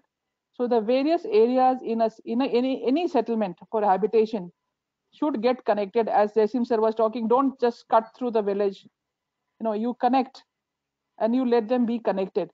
That way we will be able to serve the biodiversity better, and biodiversity will be able to serve us. Third would be construction. Now already a lot of damage has been done, and I feel the earlier the rainwater harvesting tanks and all these things that we are making, nature has its way. It has a mind of its own. You cannot actually stop it. You have to go around it. So if you don't, if you are not allowing and you have been building in catchment areas, you have floods. So what you are doing now, you are doing rainwater harvesting. You are having other structures you have to construct to store the rainwater. So actually nature has forced you to do what it was doing. You tried to go against it, and so now you have come back to where nature wanted you to be. So this is something which I think we have to learn this what do you say from this thing, and construct ecological features and provide habitat for all kinds of plants and animal species in the settlement areas. I'm not using the word urban because, as Jasim sir, you also were talking about another. I am not talking about urban areas at all. Let's talk about other areas other than main urban. Yes. Then the fourth one is cycles. We have water cycles, nutrient cycles, energy cycles in nature, just critical for sustaining ecosystems. Now we have to manage these biogeochemical cycles at the local scale in a decentralized manner. So like Jasim sir told, even for settlements, you have it at different places, and in between you have these bigger areas. So when you have then what will happen? The cycles will get maintained in a local, we cannot have centralized, because water became polluted when the moment it started coming from the pipe and your tap. Till people had wells and till people had their own water systems, like other thing, they were maintaining it. The moment they thought it is somebody else's responsibility, it became like this. So we have to again take that responsibility, and it would be of course a community responsibility, so that it can be done in a decentralized manner, and from change from linear development to circular developments. So the cycles have to be complete. So whether it's a water cycle, oxygen cycle, nitrogen cycle, nutrient cycle. Neelam, I would add the word dynamic development rather than. That's it. Yes, yes, sir. Yes, sir. Because all cycles are connected also to each other. So it is a very systemic and cyclic kind of a connection, dynamic connection, and balance. Though they all look unbalanced, they are all very finely balanced, and that's what we have to strive to achieve. I know human beings cannot achieve, but at least we can try in that direction. The fifth point would be on interactions. Biological interactions like competition for resources in the flora and fauna, symbiosis, herbivory, predation, pollination, and parasitism, as Yelaparedi sir was telling, is very important to establish these interconnections in whatever biodiversity we try to preserve or establish new ones. This is something which is very important. And for this, we have to plant the right kind of plants and trees which can provide ample amount of biodiversity. I think Yelapa Reddy sir talked about oaks, which actually have 500 kinds of species they shelter. So this is this is one species. Like similarly, there are many. Then they sir talked about keystone species like the ficus variety. You have, which actually harbors several kind of biodiversity species, animals, and other flora and fauna which actually grow on them. So this also has to be taken into consideration, and these will come probably more from indigenous species of trees to that area, because any city or which has been developed, all of them are developed on biodiversity hotspots itself in the beginning. So there must be some remnant of that in that city or settlement from before. We have to identify those. We have to identify those, as I said, including the grass, including everything, every small thing. Every small thing has to be identified and re-established to really get these interactions going properly. for the health of the ecosystems. Number 6 would be benevolence. One important factor often missed is the effect of urban form on circadian rhythms, sleep patterns, sound and navigation in animals' communication, which are completely jeopardized by cities which don't sleep. Human beings very proudly say this city does not sleep and things like that, but how much they affect the biodiversity of that area is something which is hardly ever talked about. Correct. You can't see stars, light pollution.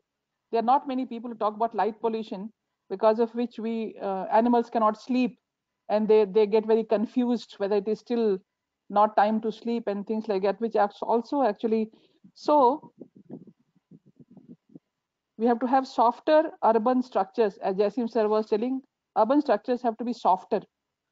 They don't have to be absolutely brutal kind of things like Chandigarh, as sir talked about. Things have to be organic, because organic things grow by the law of nature. So we cannot reach that kind of thing in urban forms and architecture probably, but we can strive towards those things. That's very important. And so the universal design word, this is a word being circulated these days for especially able people and other elderly people, which we have to make them friendly. It also has to include non-humans in the designs. Non-humans are never considered a part of universal design, which also needs to be really taken care. If we want to be healthy in future, we also have to think about these non-humans, which is plants and animals around us, including viruses and bacteria and all other whatever we have. And the last point, but not the least, 7th point, is novelty. As Jasim sir put it, innovation can and will be the key. It will be the key to all the actions that we have to take to get us through the present crisis. I think this is something which is very important, because all these things, okay, whatever has been done has been done. Now what? How do we go ahead? And for this innovation, as sir said, the whole education systems needs to be changed. Social systems needs to be changed, because if you keep chaining people, chaining children, and making them into literally like robots to learn and produce and get marks and certificates and get a job and end your life there, unless until we unlock this, innovation cannot come. So that is supposed to be probably the key to take us through this present crisis and try to find a balance between the development, which has to be there because human beings have to live. And as sir was also putting, there is so much of inequality in the wealth distribution across the world, and between the third world, fourth world countries and the developed world, who are still not reached even the lowest human development index required. Development has to happen. But then what kind of development and how to do that along with the biodiversity is the bigger question, which I think Jasim sir very rightly and very nicely put it as to some pointers. And I think we all can actually take it through, with all this. Sir, now I would just ask one message or one action points from each of you that you would give to the participants or human beings on this planet, in this on the topic and the scenario that we are talking about today. Yellappa, sir, to you. The most important thing, according to me, inequality has to come back. That inequality is really dividing the whole world, and poor is living with minimum things. Then austerity, empathy, caring, and sharing. So we must erase this inequality, and we should implant something in the austerity. Giving something is a pleasure. Then empathy, feel kind to everyone. You have right to survive, but they too have right to survive, and don't kill them indiscriminately. Then empathy. These are the few things which I learned from the forest. Caring and sharing was abundant in any forest ecosystem. They don't amass wealth, but here that is what is at any cost amass as much as you can. You should become world number one, number two, number three. This is really thing which is I think somehow should transform. Sir. If human beings are if they just if they just change little bit, if not more, I think there will be a lot of peace in the world. Today, as Jason said, we are living with fear. Tomorrow, what is going to happen, we do not know. What type of disease endemic will come, we do not know. Who will come and put a missile or a bomb on us, we do not know. We're going in fear psychosis. Why? With all that, you do not know what is going to happen tomorrow. Okay. Okay, sir. Thank you. I mean, equity has to come. I think equity of all kinds of things. I think in that case, the carbon trading and all that, Yes. you do papa in one country or in one industry and go and dump it in another place, and you say you have a carbon trading. I think those kind of things will actually have increased inequality, because people, earning for destroying the biodiversity. They seem said. They create a problem and they give a solution, and creating a problem also they exploit all natural resources, and they create a problem. You to solve the problem also they extract the blood of the poor people. Yes. I will put it in a very simple way. Yes, Many sir. people understand the word inequality. Each human being is an individual. The day must come that each of us can have our own journey. In the event the two of us can join and do the journey better, yes, but that should not bind us together. See, I'm finally thinking very shortly that the concept of political tightness like a nation and state will go in the next 20, 30 years. It should go. People should be free to travel, free to move, and that freedom will make him say, okay, see, everybody is not capable of doing everything. We must interact. Each one will do a different thing. That will happen. That journey has to happen. You get me? Each thinks differently. Even look at the ants. He taught me something. That ant is not going to eat that what. That ant is only hunting ant. The next ant is the working ant. The next ant. Each one has and creates its own space. And human beings think. The thinking must come back to the human being. That he must think and act, not act and then think. That happens, we will be in a beautiful world. I'm glad that you did all this. I hope 10% of this, what he said, is in all this can be done. India, the subcontinent will change and you will grow. Correct. In all this, I was, since it is part of that simple living talks that we are talking about, there's one, I think Sir told about no religion, yes, but spirituality. Spirituality is not about religion. Yeah, it's not about religion. No. It's about equity. It's about recognizing that the other person is as much entitled as I am. The word equity is misunderstood and connected to communism and all things. No, sir. We're not talking about that. We're talking about the universe. It will happen. The moment you say each one is equal to the other, something else will happen. They're not equal to each other. Each one is an individual. Yes, sir.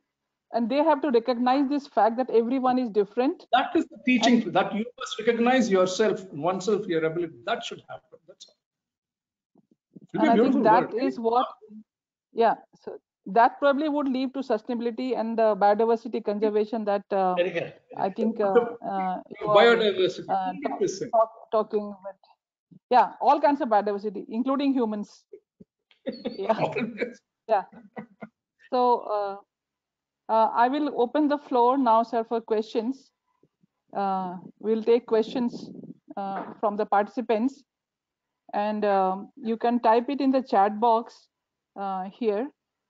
We can. Yeah. So,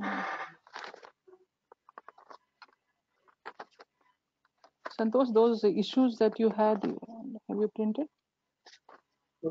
That people have asked for this. Okay. So I have some few questions already with me. I will just go with it. I don't know, they have not indicated to whom it is given, but I will just generally. What can humans do now that many biospheres have been disturbed due to the building? Is there a possibility that wildlife and human can remain in harmony? It is very much it is possible, because human beings and wildlife, there is no conflict at all. The conflict is only between human beings. In nature, there is no conflict at all. There is a perfect harmony and understanding. They need very limited things. So there is no doubt. Only thing is, man should change. His greed, his need is limited. So this is something very simple. Even COVID has really taught us a lesson. Now, biosphere, atmosphere, water bodies, rivers have rejuvenated, and wildlife is coming to the urban areas. This is a clear message. Within 60 days, the nature responded positively. What did you learn from that?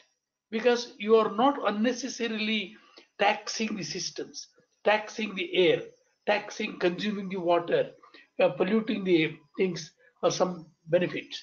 All rivers are recovered. We have spent crores for Ganga. We spent crores. Still, we are not in a position to find out solutions. So now Ganga water is quite clear. Kaveri water is very clear, and even our Bengaluru lake has improved from froth and fire and this thing. So that is a clear message. Sir, okay. This was from Kavya Savarwal from Mera, this question. I'm sorry, I forgot to read her name. So the next question, I think, to Jaisim sir. Sandhya Nivsarkar from Pune. Design suggestions and conduct of classroom for architecture. I don't know what is this about. If she's design suggestions. What is she saying? She's saying design classroom sizes. No, design suggestions. Design suggestions for them and conduct of classroom for architecture. Ask them to go and sit under a tree and discuss. Don't use pre-designed space to learn architecture. That gets into your head. That should never happen. You should go sit somewhere and learn. And you will find the environment, nature teaches you. The little bird teaching, like I can hear the bird singing. No, you put a 20, these AICTE rules, PWD rules of 30 by 30 classroom and all must be totally taken off. Okay, this is for Tejas R from Bangalore. After the COVID-19 lockdowns, what as we architects should implement in our practice to enhance the lives of all for the better response of our environment? Reddy sir, you are right to answer this, sir. Will you kindly repeat the question? After the COVID-19 lockdown, what as we architects should implement in our practice to enhance the lives of all for the better response of our environment? Wonderful. It's a good question. You should know how to segregate, what to segregate, where to put your waste, your slaughter waste, your poultry waste, and your plastic waste. Virtually, it is urban malignancy you have created. So there are any number of festering source you can see. Festering source means the poisonous spots in every street, everywhere. So the only thing is, whenever a thing has been consumed, you should understand it is a resource. Biomedical waste is a very big, rich resource. Or any electroplating industry waste is a resource. Where it contains gold, it contains nickel, it contains cobalt, but we are dumping elsewhere and creating a problem of contamination of the heavy metals in the food chain, in the water. In our coriander, you will see lead. In our paint, there is a lead. So this is the thing, the architects should understand and clearly stipulate what to use, when to use, how to dispose, where to dispose. And there is a technology. Recycle, reuse, multiple use. That is what your philosophy. Neelam's philosophy is convert every waste into a product. What? This Yeah. question I will not ask. Okay. What's Yeah, the next sir. question? Yes, sir. This is from Satish Kamble, Kolhapur, Maharashtra. I think this question is for me. Bamboo for combating climate change. Good. Ask, you Yeah. answer. Yes, Satish. Actually, it has become like a myth that people talk about bamboo architecture. There's nothing called bamboo architecture. And bamboo is one of the trees. It's a wonderful tree, definitely. It's the fastest growing tree, and it can absorb carbon. But we cannot have a monoculture kind of situation on this earth. So bamboo has to grow with all other trees, and wherever bamboo was growing naturally, it would be good to actually use bamboo for climate change in that kind of situation for carbon sequestration. Whereas we have this usage of bamboo in our daily lives, yes, there were a lot of uses. It was called almost like a kalpa vriksha, and so they are, and since bamboo grows very fast, it's a very resource efficient plant. Like if you have a wood tree and the wood tree you cut it, it will take several years to grow. But bamboo will grow, within a few years, 1 or years, 2 years like that, and you don't need to replant bamboo again. So it's a resource efficient material. That's another thing. And so when you replace wood with bamboo, you are actually trying to reduce the cycle, the life cycle of the material that you are using, and because of that, you are not harming the atmosphere. Because bamboo needs to be harvested. You cannot not harvest it because it will become wild after some time. So you have to harvest them, and because of that, it has a very good potential for combating climate change in that way. And what we are actually talking about is a composite kind of bamboo being in the palette of architects. If we are talking about architects, one material in the palette of your other materials. It need not be the material. It not necessarily be, because bamboo was a major. And one more thing which actually comes into the picture where bamboo is asked to, we talk about bamboo for climate change, is that bamboo is available in tribal and rural areas and in abundance. So the housing system that we had earlier with local materials had a lot of bamboo in them.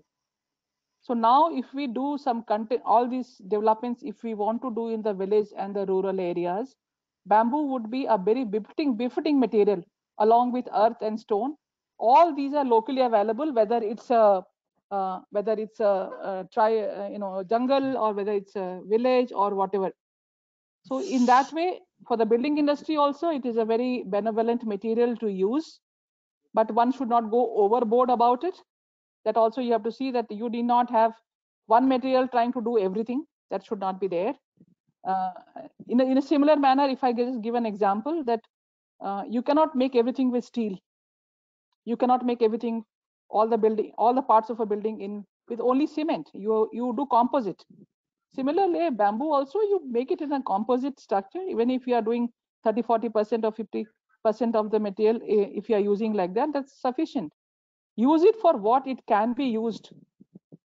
And that is what the thing, not for using bamboo just for the sake of fashion, or just for the sake of saying I'm using bamboo. That should not be the, and that goes with any material. I think Jasim sir will agree, as he said, all materials are good. It's the human brain and how we use it, where we use it, and how much we use it is the question. So that is how I think that sort of answers the question. As an ecologist, this is an excellent substitute for plastics. So wherever you use in the buildings or even furniture, lot of plastic and all kinds of synthetic materials we are using. Instead of that, when we use bamboo for your furniture, for your various other things, for the building materials, or even for paneling, all plastic can be, it will substitute plastics in your furniture, in your daily use things. So Yes, this is biodegradable. Yeah, this is biodegradable. So it will go, as Jasim sir also was telling, after some time they should go. So bamboo will go. Correct. So it will not remain there for a long time. So this is also one plus point of these natural materials. We have R. Yalini from Dharampuri, Tamil Nadu. Changes that can be done in our day-to-day life for healthy environment. Both. How young is she? Yeah. How young is It that can, girl? Huh? What is her age? I don't know how. Ask her age. I don't know, sir. Why is she worried about this age? Ask her to live life happily, enjoy it, not to worry about it. so Yellow change is the live. beauty. Change is I the think beauty. you already have. Sir. Change is the beauty. So I was Yes. thinking, change is the beauty. So you keep changing, understanding, and nature also. Every creature always wanted to go in for innovations, new tech thinking, new these things. Even for a child, if you feed every day rice, it will split. So like that, our brain also needs some sort of a new meat to think, adopt, change, and you will enjoy that. That's the philosophy of even Mother Nature. Yes, but Creator you, also do not want, sir, but you must creator add do here, not, change without changing, you must say. Then in the character builds. So they'll think changing, I'll do this one day, like changing a dress. No, changing a dress is different. I'm changing yourself into a continuity fact. You're an evolving fact. You change to evolve, but keep your character. That is wonderful. important. That's it. That's it. That is how novels are built, stories are built. If you couldn't predict the character of a person, of a hero in a picture or a movie, you wouldn't know what That's he's it. doing tomorrow. The character Correct. does. That's the most important. Yeah. So basically, we have to be focused that we are not damaging environment in our day-to-day life. If we inculcate that thought and do everything in that manner, I think we may be able to lead a more healthy environment, healthy life. As much as you Sir, can, we you must have do. yes, sir. Yeah. Yes, sir. You have Subalaki Konwar from Dibrugarh, Assam. How can we balance our mental health, and what are the role of biodiversity to make well-being of people? Biodiversity is the well-being of people. As you says, you live a biodiverse life, you'll be beautiful, rather than one automatic morning this, evening this, that. That's what kills people thinking. When the moment you have a biodiversity, you don't know Best what way, yes, beautiful. the, Yeah. best medicine, if you look at a flower. So Arvind Ghosh and Mother has given a spiritual definition for 800 plant species. So that spiritual definition, they have said where exactly the mental health lies. If you look at a flower, see the delicacy and see the mechanisms there, which is provided for bees and ants to go there and take the nectar and to deliver and do the cross pollination. So every day, if you enjoy the beauty of every component you will come across, you will see God there.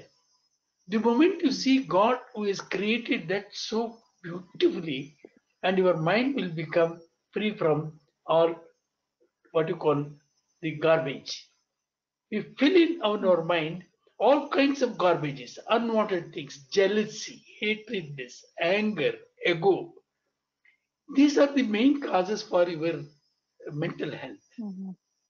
So the moment you get rid of this ego, first thing is ego. Second one is anger. Third one is jealousy.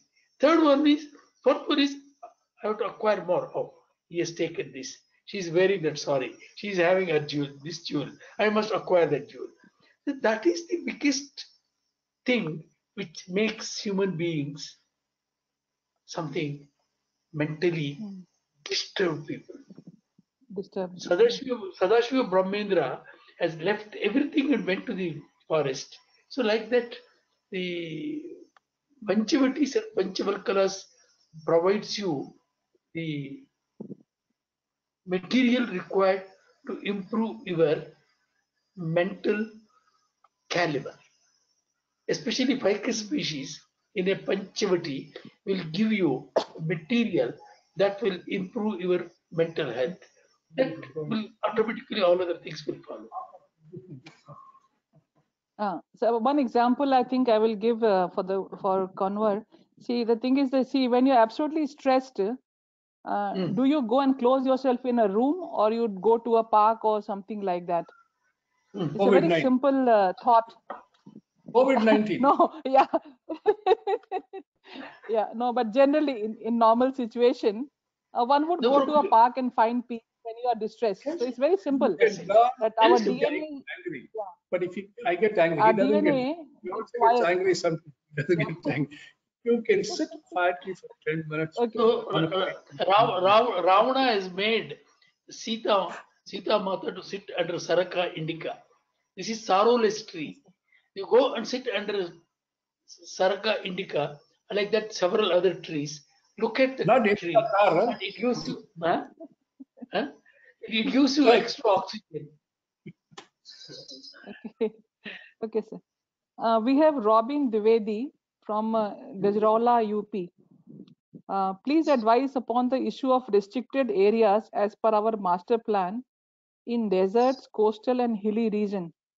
The optimum usage of biodiversity over post-COVID-19 earth resilience.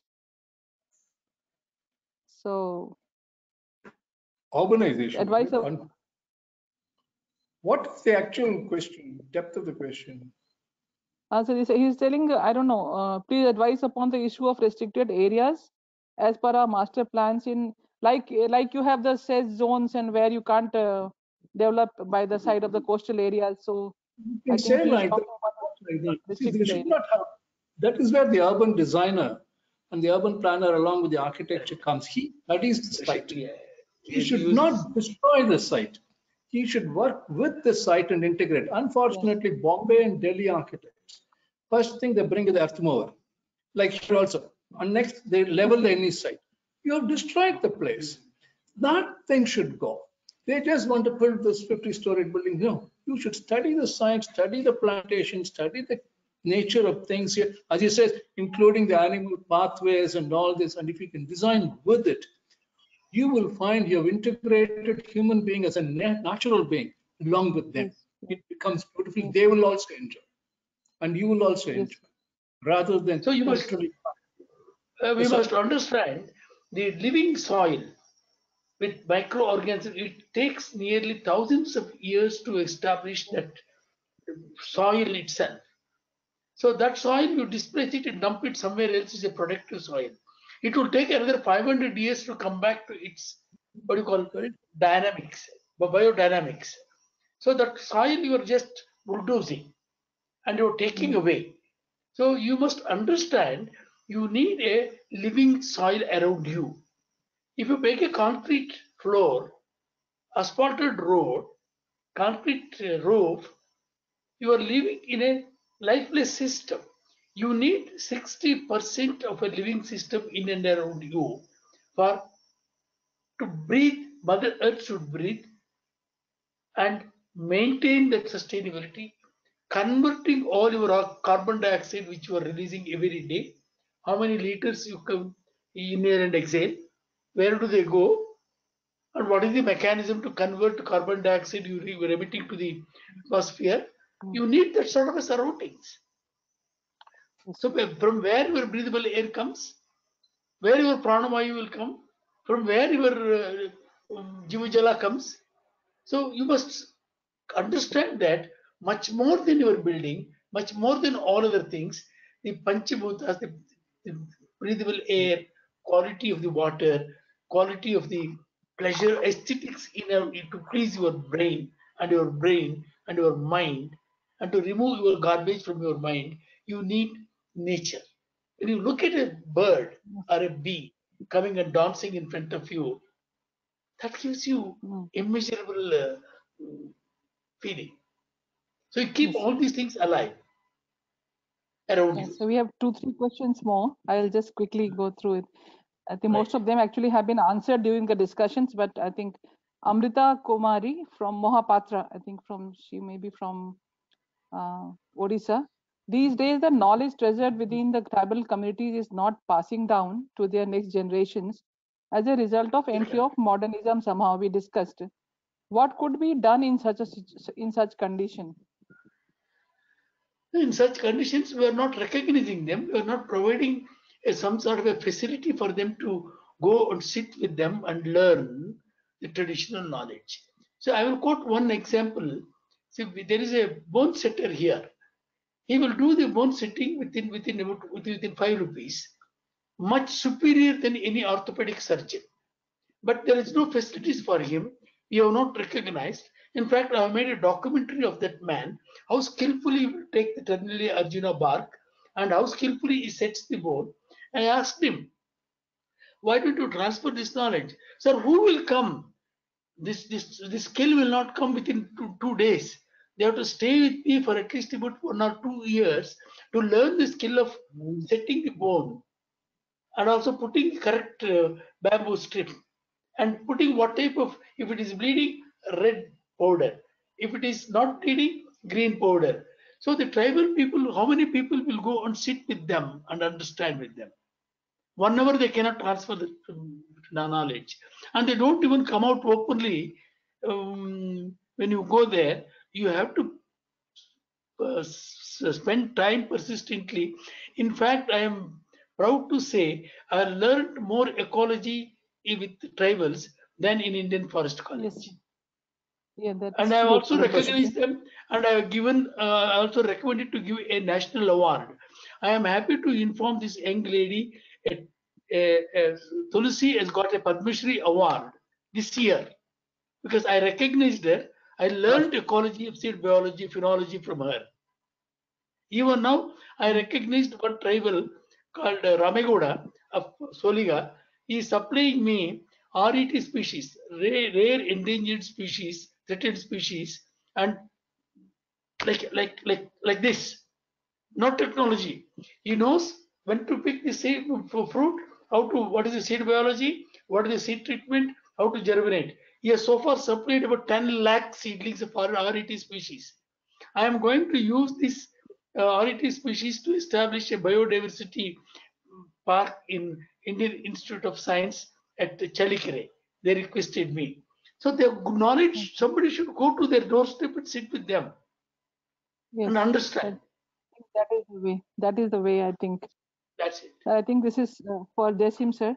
When we talk about making buildings and spaces for humans, we already have taken up space from the nature, and in that process, the land that once belonged to animals. How can architecture solve the problem that has been caused to the wildlife? See, that's not the way to look at it. I'm glad she's asking the question. If you look at it that way, when you look at the bees, it built from other elements on the tree, right? The anthill took the earth from the earth and built the hill. Similarly, the human being takes the land and builds. There is nothing wrong. It's only a question of context and content. Where are you building? Why are you building? Like you see some people, there is a beautiful rockery there. What do? They go and knock out that rockery and build. No, the rock can be part of your nature, can be part of your architecture. That is the most important thing, to recognize the content of the space with you and then relate your architecture to that space.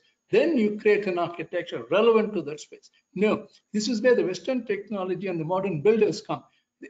Half the architects don't even visit the site, the builder. They just say, so 300 acres, you must build 30,000 flats. Bulldozer comes and says, over, finished. That is called modern habitation. That is wrong. That must go. You must take. That's why I said modern occupancy or habitats is a dancing with nature. You must learn to dance with nature, sing with nature. You can create 1,000-story building and it will still work without destroying. It can work and it will happen beautifully. It is nothing wrong. Human beings are part of nature. Architects are the expression of nature. So this was from Shreya Rastogi, actually. I forgot to again take an. Mr. Ashok Bala Reddy wants to know to approach and or collaborate for your guidance for budding organization like ours who are working towards green sustainable campus in rural India. I think similar question. Go study the place. You must understand the bylaws, you must understand the thing, you must have an environment. Like we both walked into a beautiful campus once upon not long ago. But many people don't know, they start building compound walls. We just smiled and said, why are you, sir? Somebody will take away the land, therefore I'm building. The fear. Again, that fear should go. They must understand the place and the space properly, interact, walk with an environmentalist first round, then walk with the psychology of the place. You will create fantastic campus. Yeah, we have, I think, 4 Don't more copy questions. or imitate. Don't Yeah, copy, imitation. imitate, and print. Learn copy a good one, but do it. Yes, sir. So one is this from Pranali Koche. What should be done to manage, change the CRZ rules for planning? I think already somebody on mangroves lands in Mumbai. Do you think a change in these rules are required? Obviously, yeah. Very much, very much, Yeah. very much. They wanted to. They're mercilessly butchering the coastal ecosystems. All mangroves. They are playing such a critical role. For instance, in an event like cyclones, they will save life and property. They have got great ability, engineering skill to prevent the wind speed, wind waves. The root system is so good. So all these things, man-made things, I mean, nature-made things, you are butchering. For instance, when I was one of the committee members, when they wanted to cut the mangroves which I planted, I virtually wept for making a highway road. So the proceeding officer, sir, you don't know. People want accessibility, civilization. You are talking about mangrove. What to do with such stupid people? Then I told him, why don't you deviate a little bit, 4 feet that side, save the mango. No, you want straight road. I'm very happy you mentioned this because I remember 35 years back, I went to Mumbai. I don't know who the commissioner and the chief minister. I was shown every mangrove. He said, we brought you from outside. We didn't want any local urban designer looking at it. What is your thing? I said, then luckily, like him, I had a naturalist. I said, what does this mangrove do? Sir, it breathes and gives you fresh air. It cleans all the filth of Bombay is cleaned by them. The water is cleaned by them. You want to still, I said, yes, there's so much space. They'll build without interfering with this. In fact, you can have more mangroves if it will grow. Same thing in Calcutta, where they're facing the same problem. It is beautiful to go with them. That's a maternity home for all breeding animals of the marine ecosystem. There's a maternity home where they will trap the silt. They will create a habitat for breeding for marine animals. The moment you destroy the estuary, the ocean is going to die. Life in the ocean is going to die, and all your other problems, destructive problems. So we have underestimated their ecological services, biological services. In fact, their cities should have become even more. Yes, sir. Okay. In the recent cyclone, I think Amphan. It happened in the recent cyclone in Amphan in Calcutta. The bulldozer culture is happening. The bulldozer taken off. That's it. The mangrove diverted the. It bifurcated the cyclone, and so the intensity of cyclone was completely made to half. Because of that, the Calcutta really studied it for 30 years. The British were good at that. They kept it alone. We Indians spoiled it. Hello. So that no newspaper or the electronic media uttered this word. The mangrove has done a great role in diverting the disasters of the Calcutta city. And nowhere they are mentioned. Yes. Nowhere. Yes, sir. It's painful. They should have highlighted that. Yes, sir.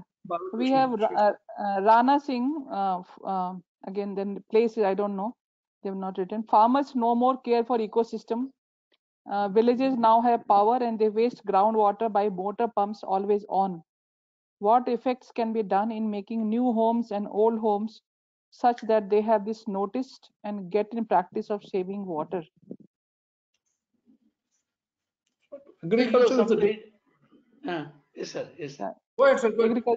Same question will be asked with you. Yes, sir. So this is something, putting the blame on the farmers. You have given them fertilizers. You have given them genetically modified seeds. They demand more of water, more of chemicals, more of herbicides, more of pesticides.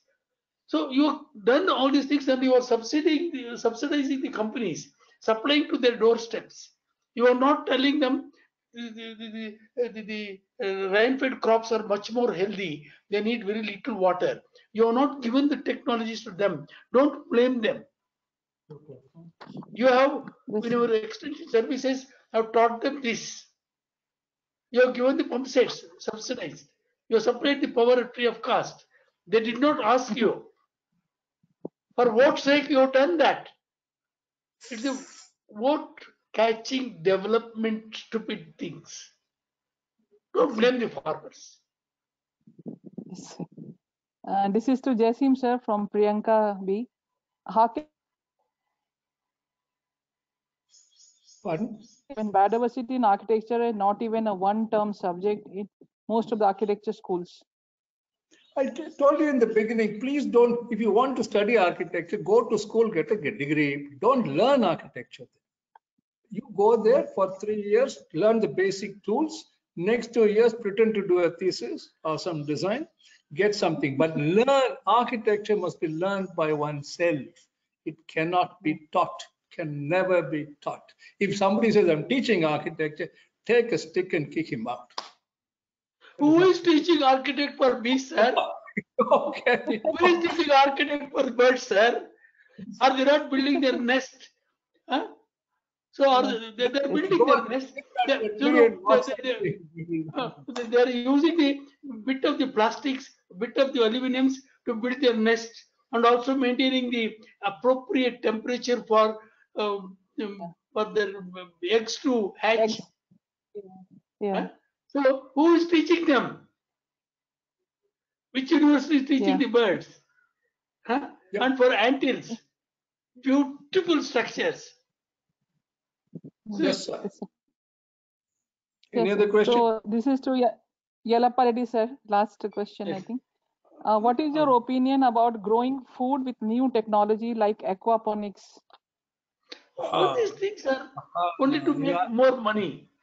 More money. So any food, it should come from the womb of the Mother Earth. You also came from the womb of the Mother Earth. And with all, they should interact with Panchabhutas, not in electronic conditions. Then it is like much worse than your junk food. So Varuna, lightning, thundering, and microbiology, everyone should react intensely and then produce a food, tasty food. The food produced by your artificial beings will be tasteless and no nutrition, and there will be more of a poison. Thank you, sir. So, Juveria, can we have Dr. Vandana on the screen as well? On the black screen. Juveria, can you hear me? Yeah. I'm sorry, I'm just wrapping up. I'm sorry, ma'am. We are What having a few happened? connectivity at our end, so we will not be able to get a webcam on our end. It's raining actually here in Lucknow, so we have a little bit of internet issues. Okay, okay. So I will But just I then think wrap it up. on audio. Vanda ma'am can connect on audio. Good. Yeah, let her be at least on audio. Yeah. As we heard for the last 2 hours and more, counting from our two illustrious and wisdom gurus here, that we humans have come to dominate the planet, causing rapid ecosystem change and massive loss of biodiversity across the planet. And this has caused several issues like climate change and global warming, and COVID-19 being the latest one. The good news is, as both of them have told several times in the talk, is that it is within our power to change our actions to help ensure the survival of all species and the health and integrity of ecological systems and humans inside there. To heal ourselves, we must heal nature, is what they are suggesting Very good. it's time to. So this talk is actually about taking this message to the common man, because I think the common man, if he wakes up and takes notice and raises his voice, I think nobody else can stop this kind of movement actually to come forward. I think it's time to build back together a better for people and planet. As Jasim sir was telling, it's good that COVID has come, so we can build back better for people and planet. And so this is the World Environment Day, and this is time for nature. This is time for action for nature.